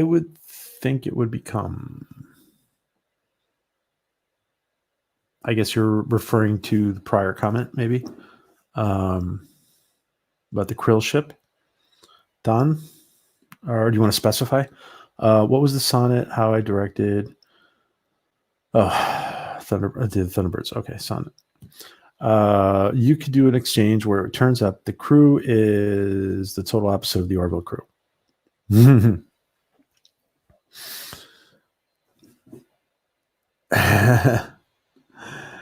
Dang, I gotta turn JP way up when watching multiple streams. Yeah. Kai, I'm PJ, and yeah, there's a lot of people get confused.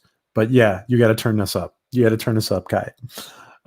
Whispering into the mic. Am I whispering into the mic? Let me turn it up.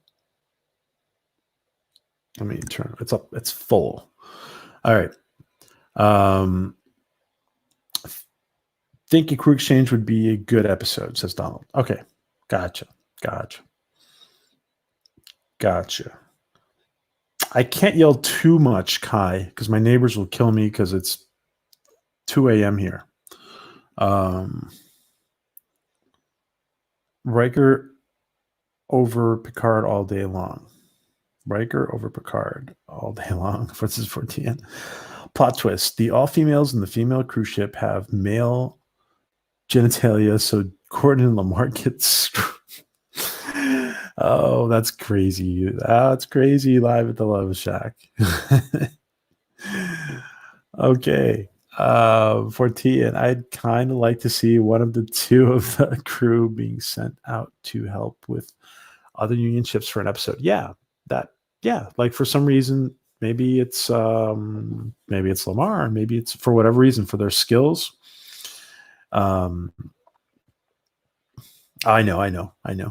No, but I do. It's true, Kai. I do speak sometimes a little softer than other people because of that. You're right.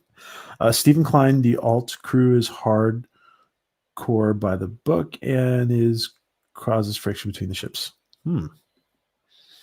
Here's a better idea. Kelly is given temporary command of a mothballed wreck of a ship with Gordon as her executive for some war games. I totally see that, Mr. Lindell. Yeah, I totally see stuff like that. Yep.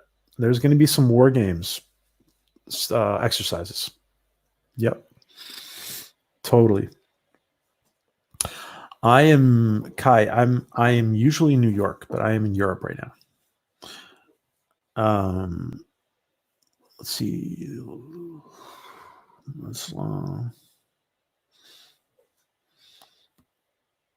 Louis, then I'm up for that. All right, next question, guys.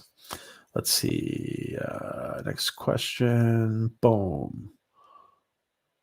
Live at the Love Shack. Do you want to ask an Orville question to the rest of your colleagues, to all of us in the chat? Do you want to ask? So we're taking the Latchkum and we're throwing it to Live at the Love Shack. So Live at the Love Shack. Boom. Do you accept?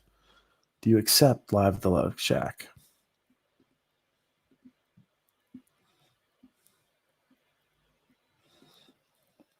Up Periscope idea. Oh, that movie Up Periscope. Live the Love Shack. Do you accept? You can ask a question. Live the Love Shack. Or you can pass. You can pass too. You don't have to accept. You can pass. Live the Love Shack. So Latchkum. Don't forget to do not miss Adega and 14 tomorrow at 2 p.m. Eastern. 1900 hours UK and 11 p.m. Pacific tomorrow. And they're going to be talking about ancient aliens type stuff, I think. Yep, that was it, right? Ancient alien. Correct me if I'm wrong. Your topic again for tomorrow, guys, 14 or Adega. It was ancient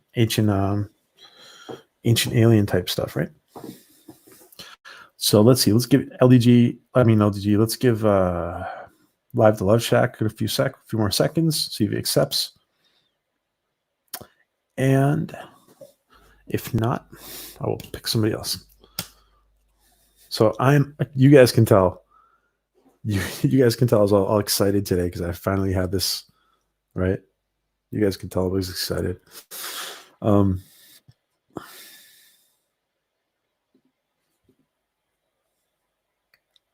That was the best link ever.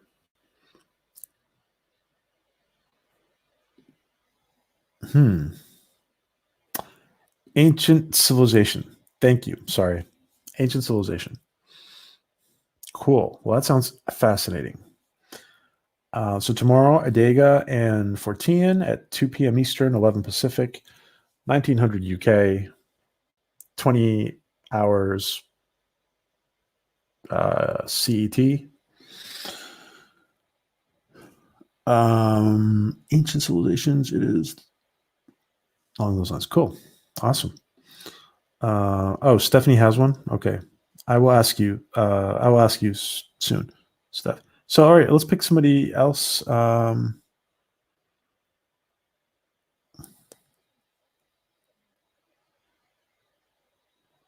want to know how many more boom bitches we were going to get this season. That's funny.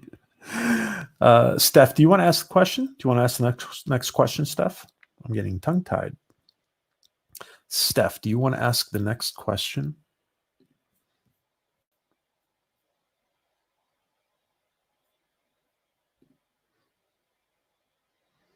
Would you like to ask the next question, Steph?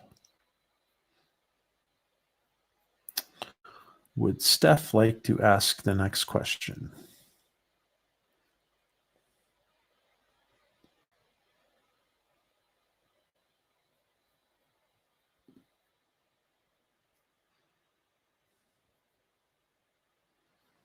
Let's see.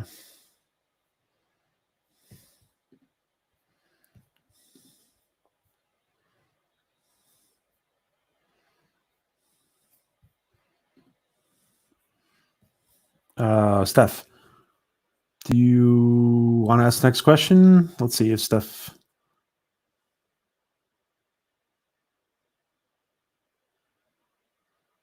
Oh, she's typing. Okay.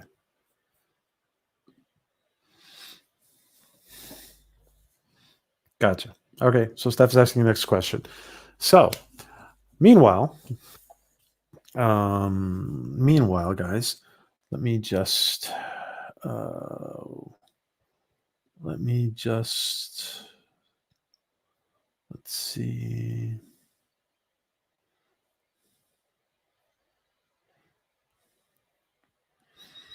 We're by the way, we have to have George Peter Gatzis on for an update on his stuff. So we're gonna have George Peter Gatzis on very soon. We're also having on Eric and the rest of the cast for there's still some cast we have not met from the Orville fan film series. And what do you think, Randy? More disciplined ship Kirk? That's interesting. All right. You know what? Stephen, let's take that after. Let's take that question. Don't anybody answer Stephen's question. We're going to take it right after Steph's. Whose parents would you want to see on the Orville? Okay, that's a good question. All right, and then we're going to take Stephen's question. So Stephanie accepts. What question do you guys want to see? What question do you want to see? Whose parents do you want to see on the Orville? We've seen Ed and Ed's parents, but they were fake. They weren't his real parents. They were just the lure to get him to the Calavan Zoo. So whose parents, guys? Some people have said Kelly's. Excuse me. Excuse me. Sorry, I didn't have time to mute myself before. Let's see. Lady Q says Gordon's. I've heard people say Kelly's. Lamar's. Steven says Lamar's. Oh, yeah. And that's true. Mr. Lundell says Tala's mom and dad. I'm sorry. I was just remembering from Mr. Lundell's comment that Alara's parents have been on the Orville. But Tala's parents would be interesting. Totally. That's a good. That's totally. Yeah, totally. Gordon's, says Donald. So Donald says Gordon's too. Dan's parents. More Dan. Cryptic. If you guys haven't noticed yet, I'll tell you a secret. Cryptic loves Dan. She's crazy about Dan. Yafet's parents. Yeah, that's interesting. Herb. So we actually have an answer to that. Like, all right, so let me put it this way. At some point, somebody asks, was it Dr. Finn? Who was it? Somebody asks Yafet, who is that? Is that a picture of your parents? And he says, no. Well, no, he said it used to be my mom, but now it's me and my brother. Like his mom is like him and his brother now. So that's interesting. We'll have to see how that species exactly. Well, they kind of they've said how it reproduces, but we'll have to see exactly how the details. The Rock is Lamar's dad, and Oprah. The Rock is Lamar's dad, and Oprah has his mom. The botanists. The botanists? 14. Do explain. The botanist's dad? The Rocks is, Clyden's parents, they would have a lot of questions to answer. Oh, Adega, doctor and author Adega Outlaw. Yeah, interesting. It would be interesting to have Clyden's parents. They would have a lot of answers. Yeah. I just did something crazy. I asked an actress that was in Star Trek 2 to be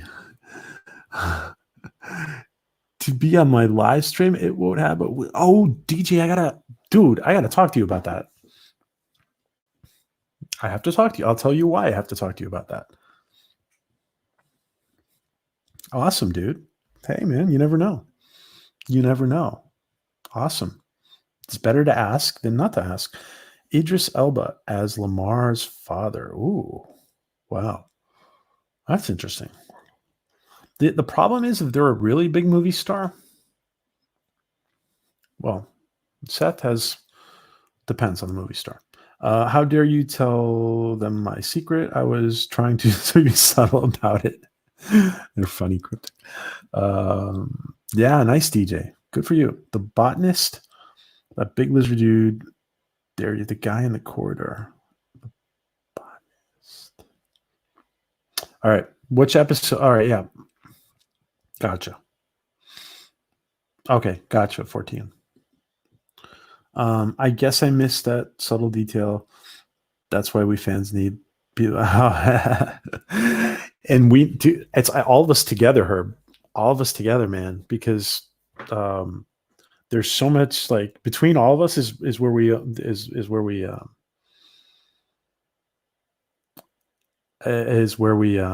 is how we can put all the pieces together between all of us together. DJ Odyssey, do you mean the British guy or pretend to be Kirstie Alley? Oh wow, good for you, DJ. Good for you, my friend. We need to talk about that. Oh my god, yes, that's cryptic. Okay. That's great, guys. Okay, all right, Steph, thank you for that question. Let's go back to Stephen Klein's question. And thank you, Stephanie Littlepage. Let's go back to Stephen Klein's question. Let's take this question. Who do you think ran a more disciplined ship and crew? Kirk, Picard, or Janeway? Who's more disciplined? All right. Go ahead. Let's take Steven's question. So, boom, Steven. Let's take Steven's question. Still want to see, still Steven said that before. Still want to see Simon Pegg as Gordon. Oh, as Gordon or Gordon's brother? I think it was Gordon's brother, you said, right? Wasn't it Gordon's brother? You said that? Like she should be Gordon's brother? Or something like that? Let's see. Oh, I don't want to miss anything. Okay, so Kirk would have run a tighter ship than Janeway. Only just Picard had a ship of kids and randomers playing concerts whenever they wanted to. Louise says Kirk. Donald says Picard. I wonder if the bio dad of Time Marcus may show up and played by Avery Brooks. That's interesting. And I know that Sirach Lofton mentions that Avery doesn't really want to be in acting unless it would have to be something big to be having brought back because he doesn't feel like really doing it. But maybe being back with Penny Johnson Gerald, maybe that would be special enough for him to do it. That would be cool. And that should be. We're obviously going to get more of that down the road. Yeah, sometimes like she hints, like it's hard to figure out if she got some kind of a donation, donor, or if there was an actual physical father in the relationship wise. So that's not really clear. So it'd be interesting to get that backstory. I see Janeway only because there was no Starfleet to guide them. Interesting, Stephen. 14 Barber Benedict. God, that surname. He would Doctor Strange and Khan and Sherlock. Kirk was definitely the captain who ran the tightest ship. Chakotay says Lady Q. Oh, Lady Q is a Chakotay fan. Cryptic Charm. Yeah, Cabbage Patch. That's funny, guys. If I had to say, it's interesting what Steven said about Janeway. See, I think I actually think it might be Janeway who would run the tightest ship. However, I think there was a side to the whole thing. Remember there was a side to her that said, listen, we're going to be out here on our own. And there was a different side to her saying, I have to be more than just a captain to these people. So she was kind of also like She was kind of also like this maternal figure to the crew as well. And she said, I have to be more than just a captain. Um, so I would say Janeway, if it wasn't for that side of her being like more than just a captain. So in other words, so I probably, I guess I'd have to say,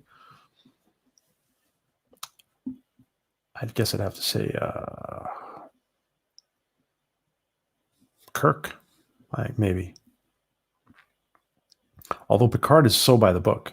Picard's more by the book than Kirk is. Younger Kirk more strict than older Kirk. Older Kirk more laid back. Oh, good point. Well, that's interesting. That's a good point. Toss up between Janeway and Picard. Janeway had to fuse Maquis together with yeah. That sense of unwavering commitment to start. Yeah. Janeway and Picard. Kirk were on the tighter ship. Picard had kids, a shrink on the bridge, and she was holier than that. So holier than Janeway. So I'm going for Kirk. Let's see. Wagyu. They're Irish guys, and that that's hysterical. Wagyu. Yeah, she's all into the Irish holodeck guys. There's Irish guys in that nebula. That's hysterical. Wagyu. That's hysterical. I'm going against y'all and sticking with Archer. Boom. DJ. DJ is going to join me when we start reviewing Enterprise. Boom. Archer. I love Captain Archer, guys, by the way. I think that story is underrated. The doctor on the Orville was artificially inseminated, according to her in an episode. Yeah, so does she? She hints at it, but was it clear? Was it really, Mr. Rondell? Was it clear enough to say that? Yeah. Kirk, but only just. Kirk was an absolute dawn and final word on the ship. Yeah, but the Maquis were thwarted in a few episodes and less tension. She was insane. The maternal figure murdered Neelix. Oh, cryptic. Alaric Picard.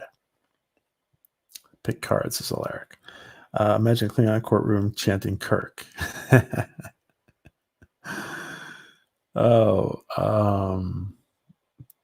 Tuvix, not Neelix. We didn't hope for Neelix.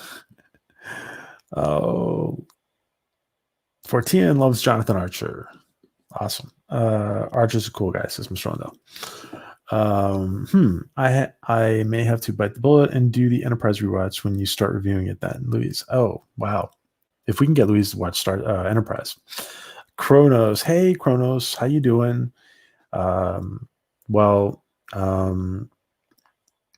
DJ came out of the closet and actually showed us pictures of all his onesies, all his, not just the pink bunny rabbit, but all his stuff. That's basically what you missed for the last half an hour. Just kidding. Janeway, along with Chakotay, had to bend the rules sometimes. Yeah, they had to bend the rules. They were forced to, because he's not by the book. Kirby's not and always willing to think outside the box. Hello, John DeMarco. Greetings. Archer rocks us, Donald. Well, I guess we have some fans for our Enterprise review then. Somebody will be watching the Enterprise reviews. Oh Lord, says Kronos. I hope you'll all seen the Major Grin created crossover Yaphet and Odo. Oh, what? No, I haven't seen Yaphet and Odo cross. No, I haven't seen it. Major Grin. DJ showed off all his suits. My condolences to y'all. No, I was just kidding, guys. I was just kidding. Poor DJ is recovering from a hard day's work. Yep. The purple jumpsuit was the bomb.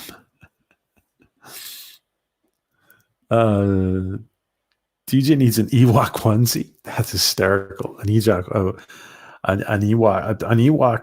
DJ's a big guy. I mean, it's going to be more like a Chewbacca. You know, he's a tall guy.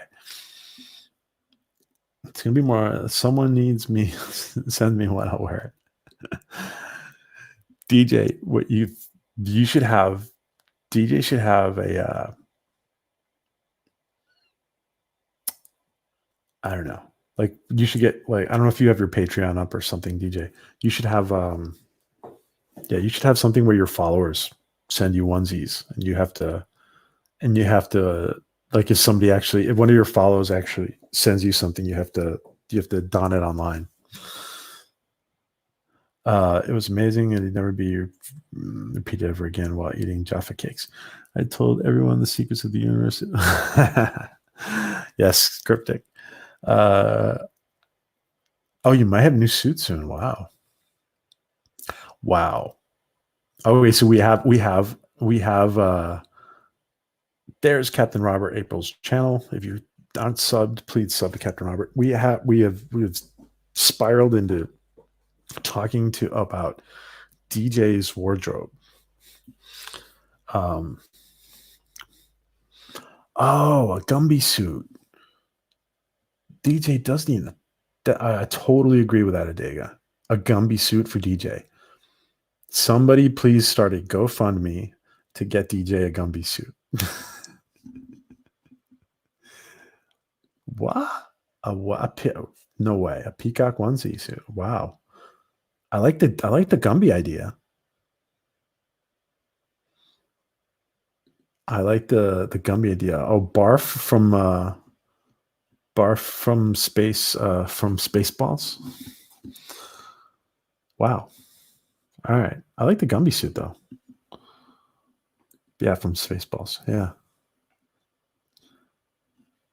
You insult my nerdum Fortean. How would I not know what Barf is? Who Barf is? I'm just kidding. I know you're putting that out there for everybody. We need an episode where Jason Alexander reprises his role as George Costanza on the simulator. Yes, and then to save the ship. Oh my god! Holy crap! Wouldn't that be? Oh my god! All right, wait a second. Listen to this. So Seth now works at NBC.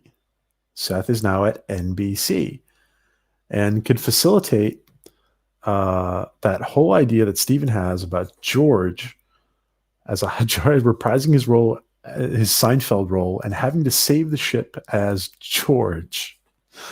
The holodeck simulation of George Costanza has to save the ship. Oh my God, that's great! And now that Seth, if you're listening, now that you're at NBC, you can make it happen. You can have George Costanza literally save the ship. OMG, Birdo Prey is in the house. Oh, hello, my friend. Bon appetit with your soup. And it's good to have you home. I did not realize you were streaming, Bird. We had just started, I guess, and I just realized that you were streaming. Bon appetit, my friend. Hail, Bird of Prey. All right, let me pick somebody else. Except for Bird, because he's eating soup. Donald, do you want to ask a question? So, Donald, do you want to ask a question? Hey, Bird, check this out. We actually have. I finally got a Latchkum or something similar to it. It's a Game of Thrones egg. It's basically right about the same size. Good enough. So you can tell I'm excited. I've been excited all day about this. About showing you guys the Latchkum. Hello, Captain Trek. A pretty in pink outfit. So he's a pretty in pink outfit with a magic wand. Okay. All right. That's cool. So yeah. So Steven's idea was dope. Stephen Klein's idea about George was dope. And Donald accepts. So we've thrown the Latchkum to Donald. Boom. And Donald is thinking about his question. Donald is thinking about the question, and we say hello to Captain Trek and Dave Bob and Birdo Prey. And Major Grin is one of the original TNG edit video guys. Oh, okay. Major Grin is one of the. I sent this edit to Renee Aberjohn and Aaron Eisenberg a few years back. Renee replied, "Yikes, YouTube vid." Oh, cool. You know what, Goo? What I'm going to do is the following. Why don't we do this? Why don't you just throw the link in there? You can throw the link. You have a wrench. Why don't you just throw that link in there, Wagyu? Thanks for sharing that. Just throw that link in there. All right. Donald has a great question. Ooh, DS9 article. That's interesting.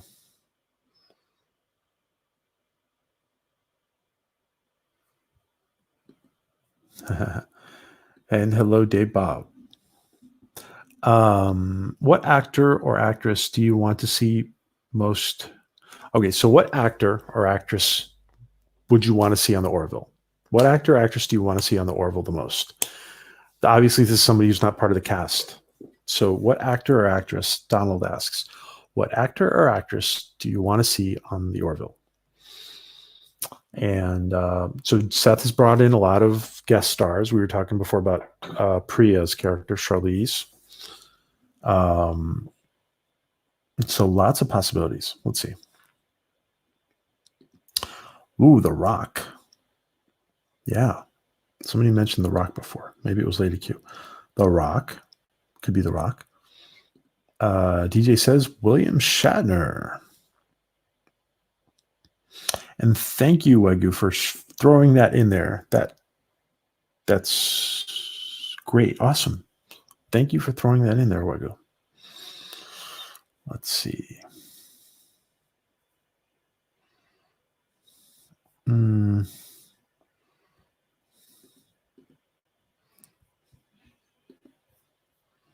Thank you for throwing that in there. Check out that link, guys. It's a Twitter link that he's thrown in there. Fortean says Michael Dorn. Ooh. As captain of an LC heavy cruiser. Oh, wow. Several people have said Michael Dorn as a Mocklin too. But it would be nice to see his face. Yeah. James Earl Jones, Mark Hamill, David Tennant. Oh, wow. Says Steven. Richard Dean Anderson, says Dave Bob. Yeah, Richard Dean Anderson. Loved it. Oh, wow. Peter Capaldi. Wouldn't that be great? Chrono says, I like you. I like you to Dave Bob's answer of Richard Dean Anderson. Peter Capaldi, yeah. Yeah, great suggestions, guys. If I post Captain Robert April's PayPal a lot, yes. Go ahead, Steph. Yes, it's because they are in a homeless situation right now. They don't have a home, and they're trying to get their VA situation squared away. So please, if anybody can help Steph and Captain Robert, please do. Jerry Seinfeld. Oh, yeah. George and Jerry having to save the Orville with they're part of a simulator program. James Spader. Oh, James Spader. I love James Spader. Oh, Christopher Judge. Teal'c as a Mocklin. Yeah, Christopher Judge. Oh, Daga says Christopher Walken. Wow. Powerful stuff. Wow. Well, listen, I mean, like, you can only imagine what Seth has up his sleeves, right? Michael Dorn, Mark Hamill, says Cryptic. Wow. Lucy Lawless, no makeup, just Lucy Lawless. Awesome. Cryptic. Donald says Richard Dean Anderson. Yeah. Awesome. Anthony Daniels. Yes, Steph. I am predicting this, guys. Anthony Daniels at some point will play a robot, maybe a Kalon on the Orville. That's what I'm saying. Anthony Daniels will play a robot or maybe a Kalon biological. The guys who created the Kalon. Ronald, Richard D. Anderson, Chutney Store Cupboard. That's Christopher Judge. Yeah, Christopher Judge. He's great. Wow. Can't argue with some Lucy Lawless as Wagyu. Yeah. What about Thingy who played? What about the Thingy who played Anakin? Oh, oh, Peter Griffin. By the way, I don't know if you guys realize this, but and I don't know if you guys watched JP's stream last night, but the real life Peter Griffin, who has given us a couple of shout outs before, he is going to be on our channel this week with Eric. So, and they did a great stream last night with JP. So go check that out. It's on Twitter. Although JP's probably put that on his like second channel. What is it? Egotastic Live is it called? I'm not sure. I think it's probably Egotastic Live. So check that out. But so he's going to be back. Rob Francisi is going to be back. The real life Peter Griffin was going to be back with Eric and with Vance and a couple of others. Jason, I think. I'm not sure exactly who he's bringing on. Sometime this week. So stay tuned. Cryptic has got to confess this. It was aired on my country, but I never watched it. I didn't know MacGyver was a real show that was made up for The Simpsons. Cryptic, that's funny. That's funny, Cryptic. Christopher Lloyd. Oh, you got to love Christopher Lloyd. That's a real eccentric scientist. I love that. I love that. Wasn't Christopher Lloyd I love that, Mr. Lindell. That's great. As an eccentric scientist, totally. Wasn't Christopher Lloyd what about Christopher Lloyd, Mr. Lindell, as one of the inventors of the Kalon? Like maybe he's in that Calavan Zoo. And he's a Kalon biological scientist who created or maybe they find him somewhere else. Maybe he's one of the creators of the Kalon. Wasn't Christopher Lloyd such a great Klingon? Didn't he play? He was a great Klingon in Star Trek 3. Yes, that thingy chap. Yes, tally ho, 14. I'm messing with you, 14. Kurt Russell. Oh, I love Kurt Russell. Yeah. Neil Patrick Harris, says Stephen Klein. Interesting. Wow. Yeah, that'd be interesting. It was Saturday afternoon staple in England.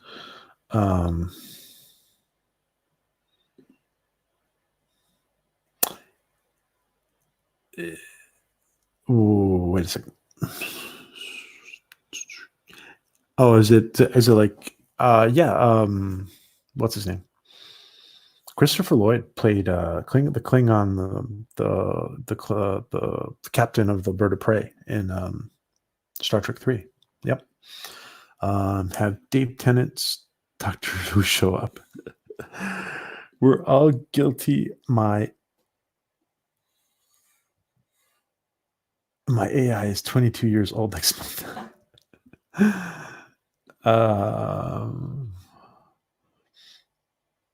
How do you type animal in Klingon?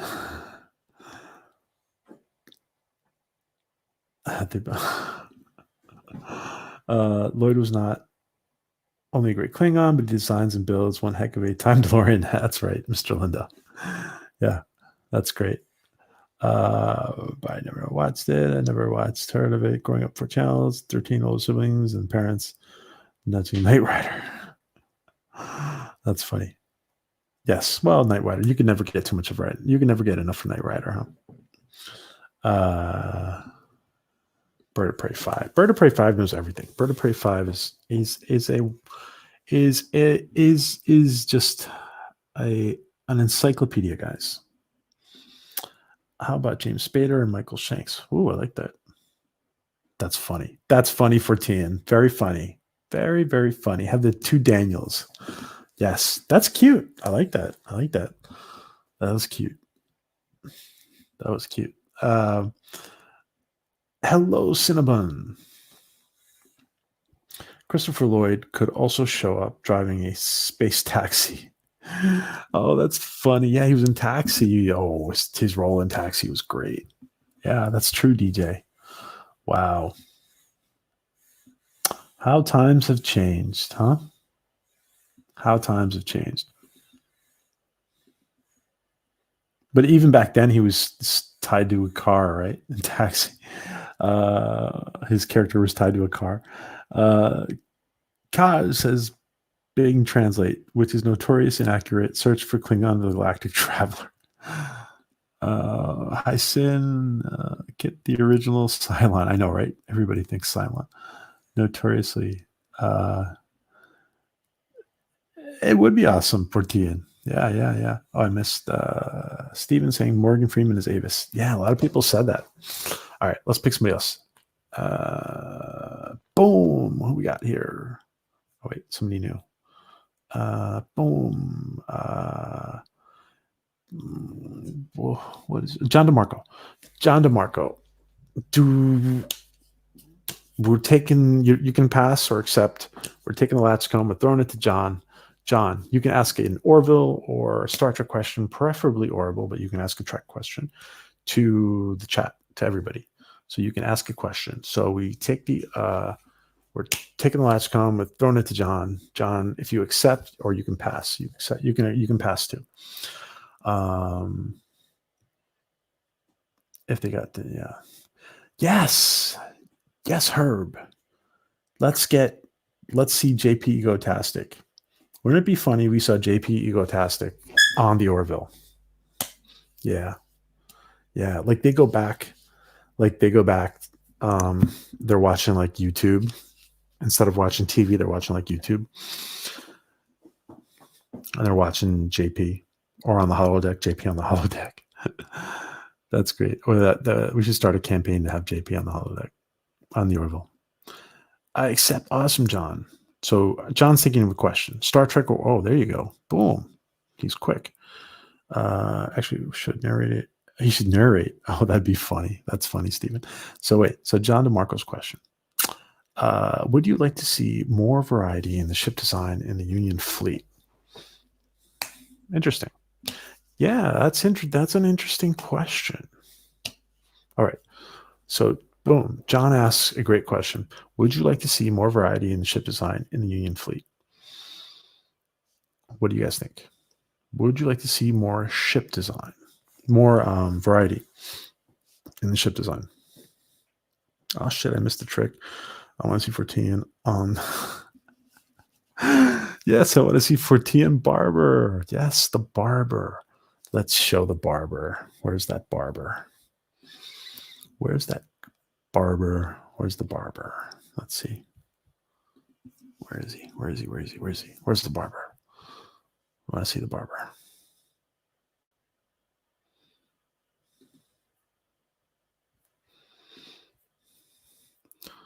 Let's see.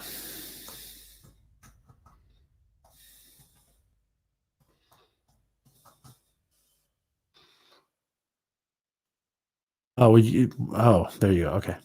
By the way, that's a pretty cool 14. I like your Star Wars avatar.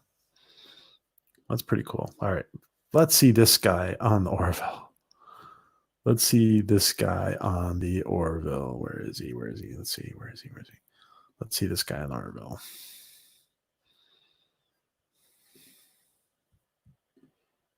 Whoops.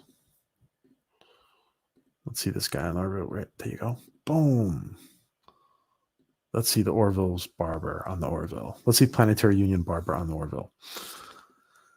So, do you guys want to see more variety in the ship design on the Union fleet? And the yellow, I love the yellow uniforms. It was, like 14. I remember we were talking about it, and we were both like yellow, and he was like yellow. We were both like yellow. Yeah, let's do yellow. His uniform should be yellow. A couple of minutes behind the stream, JV's live stream. If we save them, yeah, egotastic. Yeah. Commander Crew. Yeah.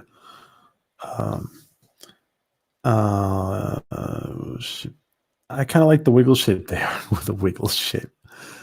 14 is funny. Current design is good, says Wagyu. Some variation would be nice. Base form, different drive sections. Yeah, so Yeah, so they'd have to like can't stray too much from the idea, but little variation.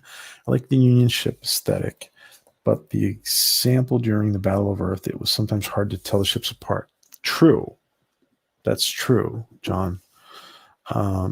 Guys, it's almost 1 a.m. UK time. Love to yes. Stay safe, Cryptic. Thanks for joining us, Cryptic. Big hug. Stay safe. Good night. Sweet dreams. Take care, Cryptic. Variety in ship design makes sense. You've got different races in the Union, so yeah, that's a good point, Mr. Landell. So there may be some variations that we haven't seen yet. Maybe there's some variations we haven't seen yet. Thank you. It was a We Chelsea badge instead of the Revel. It was a We Chelsea badge. And let me just translate, guys. We means small in UK for all the North Americans. Yes, says Adega. Hate to see. That's kind of a scary pick. Bye, Cryptic, says Adega. Good night, Cryptic. Almost looks like he is about to off someone. Does he look a little mad? Has he gone mad? That's 14. The Union should have their version of the Defiant. Oh yeah. I think, by the way, I think that's what Eric and his the Planetary Step fan film series crew were going for. They were kind of going for a Defiant type thing, like the Eisenberg. It's called the Eisenberg. The ship is called the Eisenberg. Is a little shorter and stockier. It's the same shape, but it's like smushed. It's like shorter and stockier. And they were trying to go, I think they were trying to go for like a tougher little Defiant type ship. Variety in ship design would be cool, says Donald. Yeah, like maybe staying within the whole framework that they have. Maybe there could be slight variations. I think they've referenced the Orville being quite pathetic in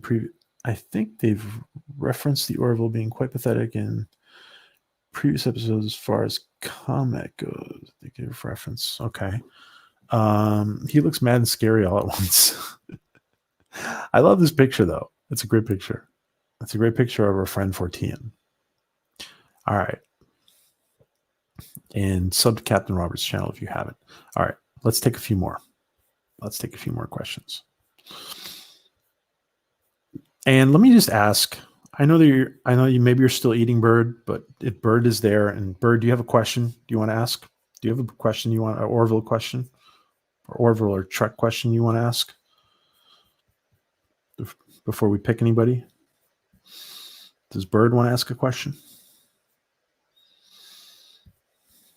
So I'm just seeing if Bird wants to ask a question.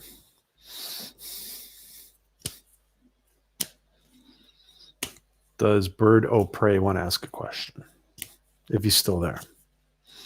We'll wait for a minute. Maybe he's not there anymore. You could retrofit the Orville to give it a different look. It's Steven.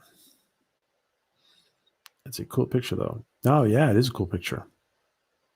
Yeah, I love this picture of 14. Thank you, says 14. Yeah, I may have dozed off. Maybe. Okay. So I have dozed off to DJ, listening to DJ many a times. Oh, there he is. Bird of Prey says one question, I guess. All right, so we'll wait. If memory serves, maybe Bird has a question. Okay, if memory serves me correct, Orville is a smaller vessel. Now they worship, yeah, it's an exploratory class vessel. Got to rewatch, but yeah, it's still got. I mean, they're still armed. They're still armed quite a bit, but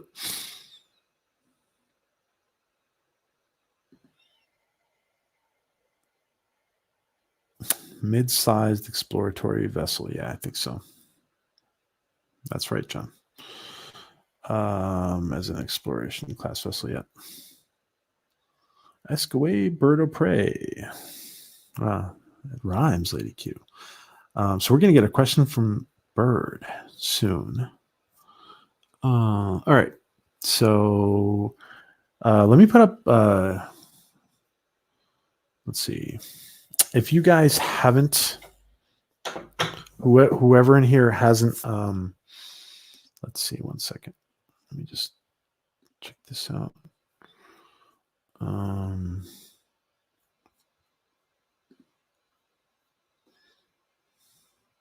Oh, okay.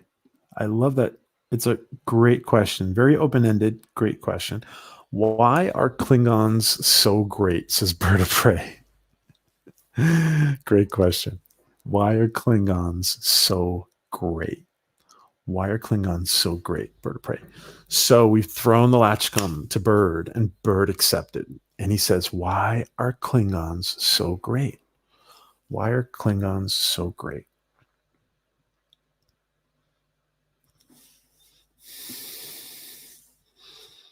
Why are Klingons so great?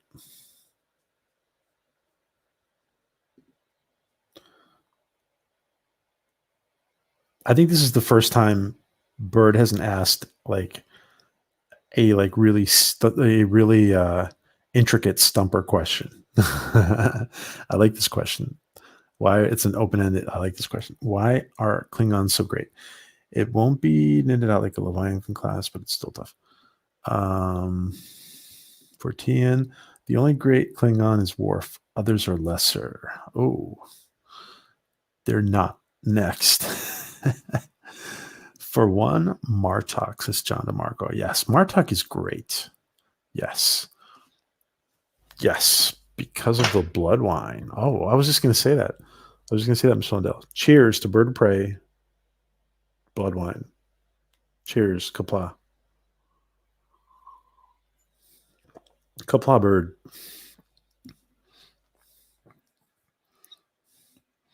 Oh, Stephen Klein, thanks for joining us and always participating as much as you do. Good night, all you Gilliac trash, says Stephen.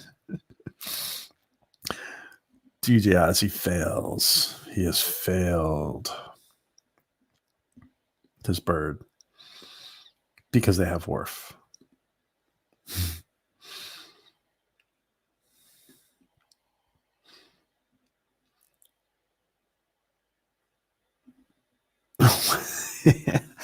Why did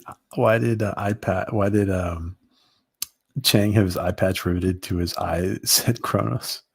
Bird of Prey. Why did his eye patch get riveted to his head? Gowron's eyes are the stuff of legend. That's true, Wagyu. That's true. That's a good answer. They're great at quoting Shakespeare, says John DeMarco. Yes. Their devotion to honor above all else. Yes, Herb. I agree, and that I would answer the same as Herb. Their devotion to honor. They have honor. I agree with Herb. Cheers. Cheers. Everybody drink your blood wine if you got it. Drink your Apsada or your blood wine if you got it. Prune juice, so warriors drink. Klingons are so great because of their rich literary history and vast knowledge of transcending compassionate beliefs. Yeah. I like that. I dig. I like that. Beethoven. Yes, the sisters. Oh, DJ had to think for the sisters, I bet. Also blood wine. Oh, yes. We need breathing room. Where are you looking, TJ? I'm not Julia Trask. I'm a scruffy looking nerf herder, says 14.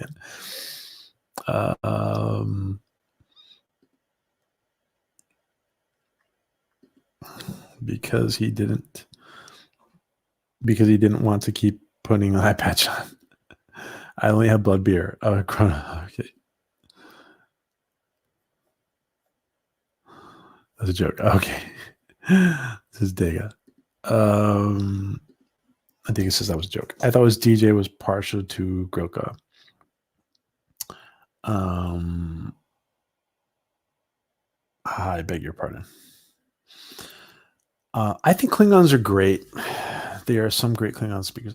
I think Klingons are great because they are, apart from the fact that the leader of the Kurogan Nation, which we are now part of, which we announced the other day, we are part of the Kurogan. We are a small republic in the Kurogan Nation. Apart from the fact that our supreme leader is a Klingon, apart from that, I think Klingons are great because, let's see, I think I love the whole thing with honor, and actually, I think it's very, um, it's something missing in the West. I think the whole thing with honor. Um, Welcome to Garoga. Karogas is bird of prey. Yes, we are part of the Kurogan state. We are a tiny, small republic in the Kurogan state, which confused the hell out of everybody the other day when I changed the name to Kurogan Nation. I had to change it back before this big interview we had because people were like, "What?" uh, let's see, and Klingons are great because we have some great actors interpret Klingons. Grilka was hot too. Klingons are fun-loving motherfuckers. I'm not everyone is part of the. Not everyone is part of the Kurogan Nation. Yes, you were part of that other faction we won't speak of, I guess, right, Kronos? Hush you, says Berto. Let's see. Klingon's moral code was very interesting. It differed just enough to make it a good look at spy box, same as the Earth. Yeah, it was interesting. Yeah. I think the idea of honor amongst Klingons is derived from the Bushido code of samurai. I agree, Herb. I agree. Yep. It's very Japanese. Yeah. Yeah, it's definitely the inspiration. So yeah. Wow. All right. So great question. All right. Let's take a few more questions. Let's see. All right. I'm going to ask for, is there a volunteer for a question? Because when we get kind of towards the end, I want to ask for volunteers. Is there volunteers for a question? Maybe somebody's dying to ask a question.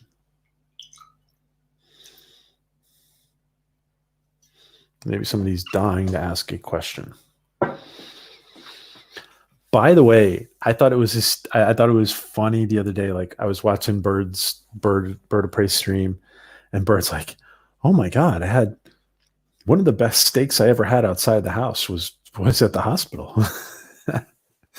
Was it that good? Bird, was it that good? Wow. Bird was like, "Wow, that was really good steak." That was funny.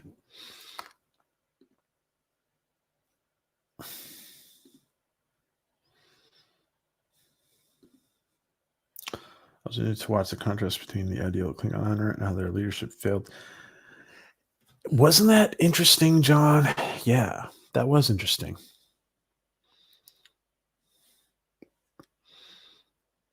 Bird is like, it was good steak. It was damn good steak. When Bird is YouTubing about his steak, it was a good steak. It was a good steak. I think after watching that Bird stream, I think I was like wanting steak the whole day. Ideal Klingon honor holiday leadership failed. I'm on a vegetarian diet, Bird. That's why I was like craving steak the whole day after I heard you say that. Until Martok, of course. Yeah. Martok was because like there have to be these smarter, brighter Klingons in order for them to be successful. Some Klingons have to be brilliant leaders. And because sometimes we see like just sometimes we see Klingons who are too simplistic, and Martok was really good because he was a step above. Gowron was too in some ways.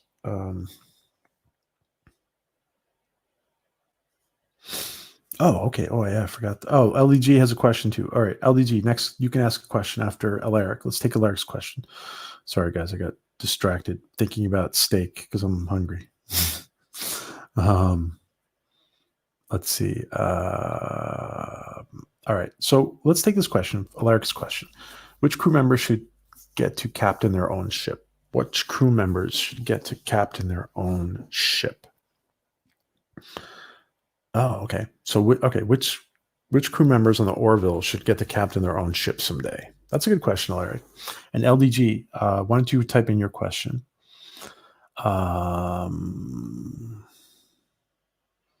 It was fake news. There's no steak. Wow. You guys have no idea how much I'm craving steak right now. Yes, Ellie, we're still here. Wouldn't your training have gone so much better after a couple of glasses of wine? Aren't you totally regretting it, Ellie? I hope it went well.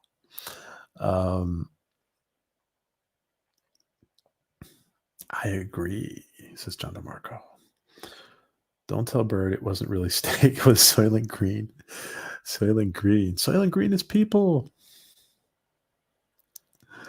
I recommended you watch Bird's last stream and you'd be the judge. Oh, his last stream. I got to go watch it because he's finished when we were on, right? Yes, Ellie's back. He was testing Beagle Bites formed into a steak. Wagyu, cut the chase. Okay, cut the chase. Why the hell can't anyone involved in Star Trek these days make something that feels like TNG? Yeah. Yes, it does nail it, doesn't it, Wagyu? Don't they? They do nail it. Absolutely, Wagyu. Yeah. Yep.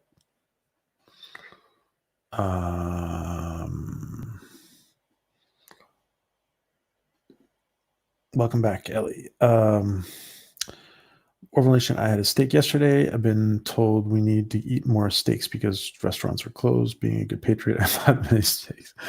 That's very that's interesting. That's interesting. Yeah, that's interesting. 14. Maybe I will go buy steak. It was hard to focus in training. You'll focus so much better if you with a couple of glasses of wine next time. Ellie, we're being so bad, Ellie. Give me a haggis and I'm happy, says Steph. Yes, you can now have wine, right? She can now have wine. Do you have more training to do? Lamar, Bortus, Gordon should be captains eventually. Lamar, Bortus, and Gordon. Yeah, okay. I would agree. I wonder if Gordon, yeah. I don't know. Gordon's got that whole thing Gordon's got that whole thing like remember he wanted to get a promotion and then he's like not cut out for it. Yeah, that's interesting though. Gordon's character would evolve, yeah, a little bit, and then I have to see Kelly. She might have been captain of the Orville. Yeah, Kelly, yeah. Better deep fry first. I'm so regretting training sober. I'm a poor class now. There you go, Ellie. Ellie, when you're ready, we'll cheers. When Ellie's ready, we'll all do a cheers, guys. I am toast. Captain Bortus would be interesting. It would, yeah, it would be interesting. Let's see. Promotion for chicks, says Wagyu. Yes, promotion for chicks. Let's get all the girls promoted. Gordon is going on a redemption arc, which is what makes me think of Lamar and Bortus are obvious choices. Yeah, Lamar and Bortus are obvious choices. Yep. LDG says, I'm new to the Orville, been slowly catching up, so I'm ready. But I'm asking everyone's favorite episode so far. Okay. That's a good question, LDG. Sure. Great. Let's take a few more responses, and then we're going to take LDG's question. Pre-cheers. LJ's here. Pre-cheers. Pre-cheers. Yes, pre-cheers. Everybody get ready. When Ellie's got her glass poured, we'll do a cheers. Gordon gets a ship, and he uses the laser cannon to draw a penis on the Kalon Capitol building. That's funny. Hello, LJ. Cheers. Can't stay for long, but want to say hi. Hello, LJ. Yes. LJ will be on very shortly. She will be on with us again shortly. Hard to choose, but I think the best episodes are the Identity two-parter. Yeah, well, that's up there. Best episodes, guys. Best episodes. To watch them all the way through again. The response. You know what? There's some really good episodes in there, guys. But especially in season 2, there's some really good episodes. There's some very original episodes too. It's interesting, but the episode where Dr. Finn and Isaac get together is, I don't think most of us did not see that coming. Not to that extent. Not to that extent. It was well done.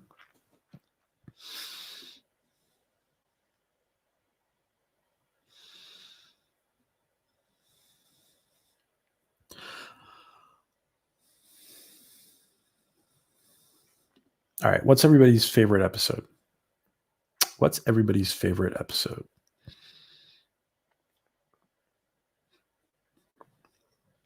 Great questions, guys, by the way. This one, the last one, previous one.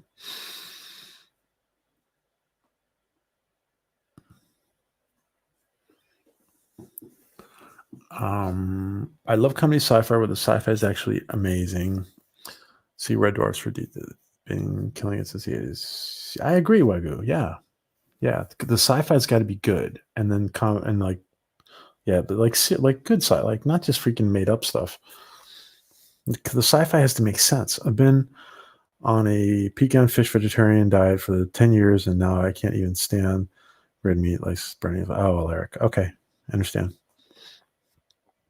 Interesting. Well, Eric, from the first season, my favorite was Majority Rule. Yes, Majority Rule with our buddy Philip. Very relevant topic. Yeah. I was listening to my wireless phones all while I was getting some wine. I think I can now. All right. So, cheers, everybody. So, Ellie's finally ready. Cheers, everybody. Cheers, LJ. Cheers, Birdo Prey. Cheers, everybody. A toast to our friend. A toast to our friend, Birdo Prey, who is back home. Cheers, my friend. Cheers to Birdo Prey. Kapla. Drink your blood wine if you got it. Cheers.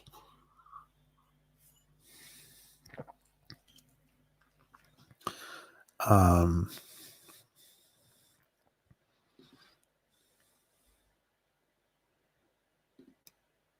of them, says Herb. All of them. I remember the last episode of the battle. That wasn't. I remember the last episode and the battle. That wasn't good. Oh, that wasn't bad. Sorry, that wasn't bad. I like part 1, but part 2, same boss space battles. Had some boss space battles, and Pew Pew. I had Yaphet being John McClane. Yeah, Yaphet being John McClane. Wasn't that great? Birdo Prey. Kapla. Birdo Prey. Cheers. Maybe we're not letting Bird. Maybe Bird is just like having us in the background while he's going to sleep, and we keep getting him to reach for his keyboard. Sorry, Bird. Go to. Maybe he's just listening to us. Let's see. Like part 1. Okay, yeah. Yeah, oh, yeah, John McClane, Yaphet John McClane is great. Majority Rules makes me laugh. Yeah, LJ. That was great. Yeah. Cheers. Cheers. A toast to the mostesses. I like the one where Derulio comes back, says Peggy. Cheers, LDG. Cheers. Cheers, LJ. Yes, a happy refrain. Bird is still with us. Okay, Bird is still with us. Let's see. Take two more questions. Let's see. Whoop. Somebody new. Wago, do you want to ask a question? Wago, do you want to ask an Orville question to the rest of the gang? So we're taking the Latchkum and we're throwing it to Wago. Wago, do you accept the Latchkum? I could totally someday. This is. Oh, I don't even want to say it anymore. I really hope this doesn't fly out of my hands and breaks the glass. Do you accept Wago? Wago? Do you accept Wago? A happy refrain is Ellie's favorite episode. I like that.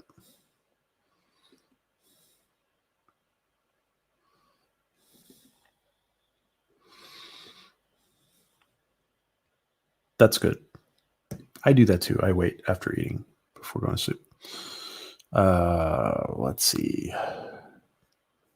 Let's see. We'll give Wago another minute. See if he responds. And yes, Happy Refrain was a nice episode. It was great.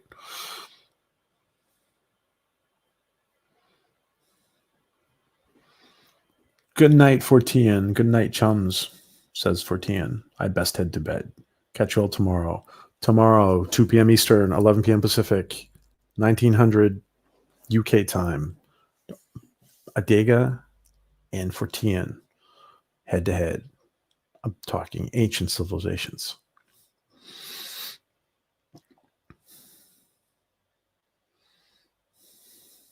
I know. Will the Eggy get stabby? No, it's cool though. I mean, it's pretty cool. Like, I'm not usually one who gets like I don't buy. My house is not full of collectibles like other geeks' houses.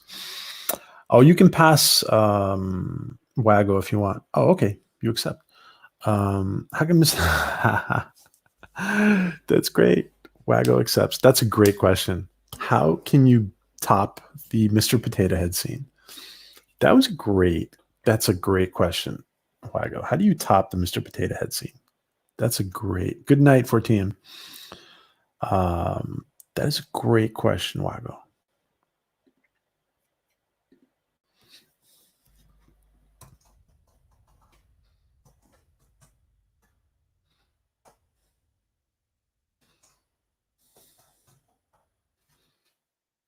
That is a great question. How do you top this scene, guys? How do you top this scene? Let's see. How do you top this scene? David, just download. Okay. How do you top this scene? Great question. Don't we have the best chat? Of course, every YouTuber says that, but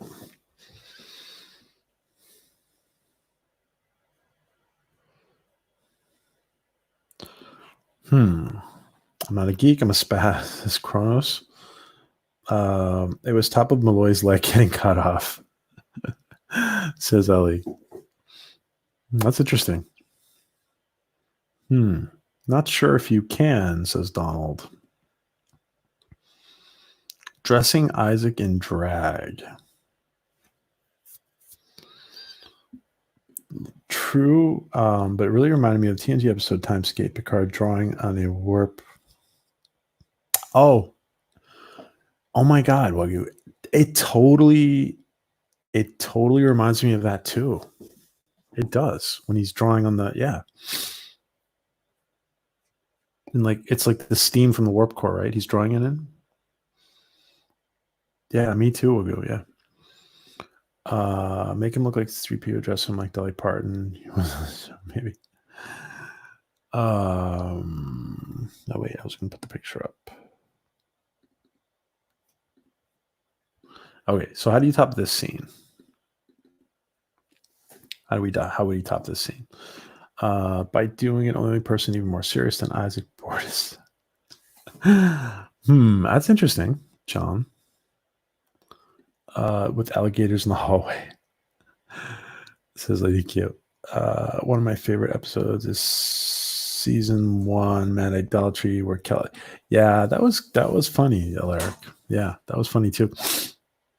Clowns weren't enough, Lady Q. Says Ellie.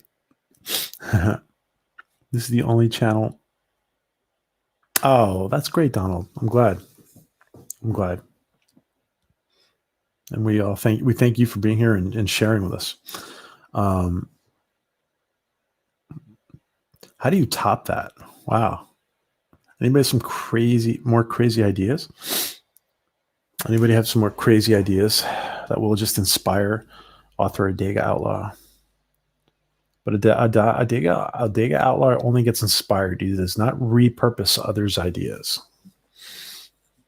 I think Seth topped it when Gordon showed up on the bridge missing. Yeah, that was pretty funny when Gordon the whole Gordon thing was pretty funny.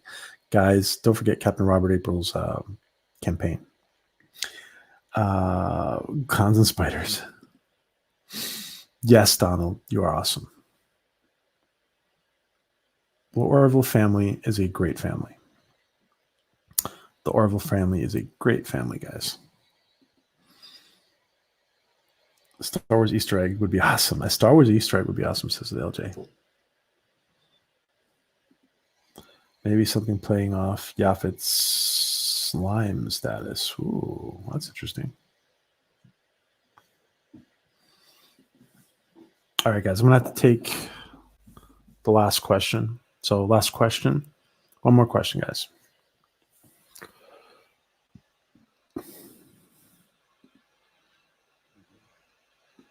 One more question. A volunteer for the last question. Do we have a volunteer for the last question?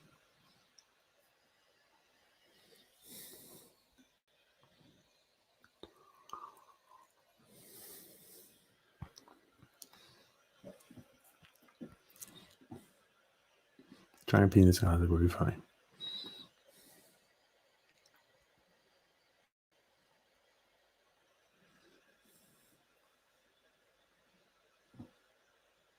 Why do I like the Orville so much? I like the Orville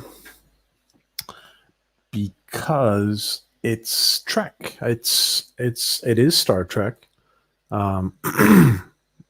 It's a different Trek, I should say. It's his own thing. It's obviously very true to Roddenberry. And great. We will take Ellie's question. And it's interesting if Star Trek, and I don't, if anybody likes the current Star Trek in here, that's fine. But the quality of the Star Trek is whether I think in general people could agree that the quality has gone down. Even if some people are enjoying it, some people may be enjoying it, but the quality of Star Trek has gone down. And I think Seth is being true to the original concept of Trek with a fresh look at it. So, all right, let's take Kelly's Kelly.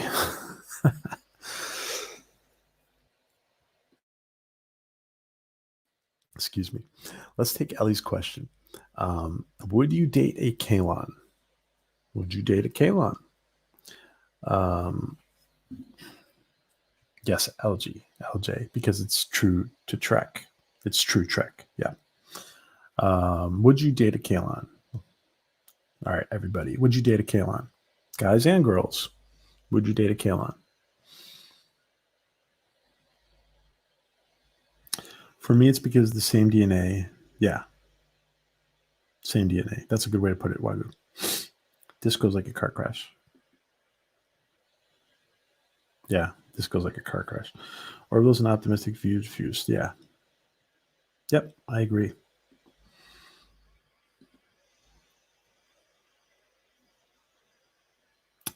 Okay, Kronos agrees with that. Thanks for the question, Kronos. Let's see. Oh, that really upsets me, Wagyu. The fact that science is ignored in current Star. It's is totally ignored in current Star Trek. Discovery is a plane crash. Only if it looked like Cherry 2000. Bird says no. No to what? Oh no! Don't date robots. Bird would say don't date robots. No date robots. John says I'll have to pass. Oh, I'm sorry, I got distracted. Only if so. All of it looks like a Cherry 2000. Bird says no. Gotcha. I'll have to pass. Says John DeMarco.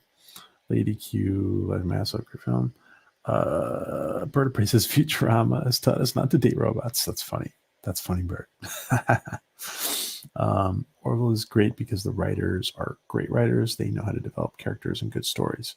The writers are fabulous. Yes, Alaric. Yes. Oh, come on, Bird of Prey. Why wouldn't so? Bender would make a badass boyfriend, says Ellie. What if they were cyber nurses? No. Futurama taught us don't date robots as her. Kiss my shiny metal. So Ellie's open to it, I guess. Ellie, would you date a robot? It sounds like Ellie's open. You asked the question. What would Ellie say? Date a killer if they were like Isaac, but no, probably not. You could only date a killer if they were like Isaac. You would just have fun keeping up with the drinking. That's funny. Oh, it's massive kick in the guts where when I watch New Trek after Michael Kuda being called by real astrophysics. Yes, Wagyu. Yes. Totally. Real Star Trek inspired space shuttles to be built and NASA scientists and going to the moon and Futurama. Don't go robosexual. Okay, we need to get Jeffrey Combs on oral. It's just proving something aside. Down, Bird of Prey beat me to it. Bird of Prey hit it on the nose. Yes, Futurama. What did Jeffrey Combs do? I really love that his systems were all rewritten because she and her human flaws were around so much. It's like the way real love works. That's interesting. Interesting. The way real love works. That's true, Ellie. That's true. That narrows a bit down. Real Star Trek is a realistic projection of our future, a positive future inspired by library warp drive. All right, guys. Awesome. All right, guys. Well, I am. It's pretty late here, so I'm going to call it a night. And I want to say thank you to everybody for this. Is an amazing Latchkum. We had a great time. We had an awesome time. I love this picture. I'm going to leave it up. I had an awesome time. We had a lot of fun. I was really excited to show you guys that it only took me 7 months to get a Latchkum, 8 months. How much was it? I don't know. Well, it's not even the real thing yet, but anyway, I was really excited to show you guys this. So I want to say thank you to everybody. Yes, it's 2:30 a.m. It's 2:30 a.m. here in Europe, guys. So Wagyu, thank you for participating. It was nice to see you. Kronos, Lady Q, Adega, thanks for drenching. Appreciate it so much, my friend. Don't forget to catch Adega Outlaw and 14 Barber tomorrow at 2 p.m. Eastern. John DeMarco, thanks to everybody, guys. Kronos, Ellie, Herb, Stephanie, Alaric, Captain Robert, Louise, DJ, Bird of Prey, everybody who has been in here, guys. John DeMarco, LJ, Donald, everybody who's been in here, guys. Everyone who's been in here. Thanks so much. You guys have an awesome night. It was a lot of fun. And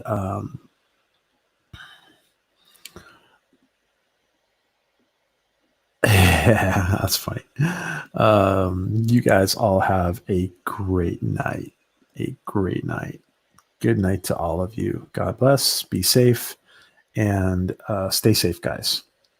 Everybody have a great night. Good night.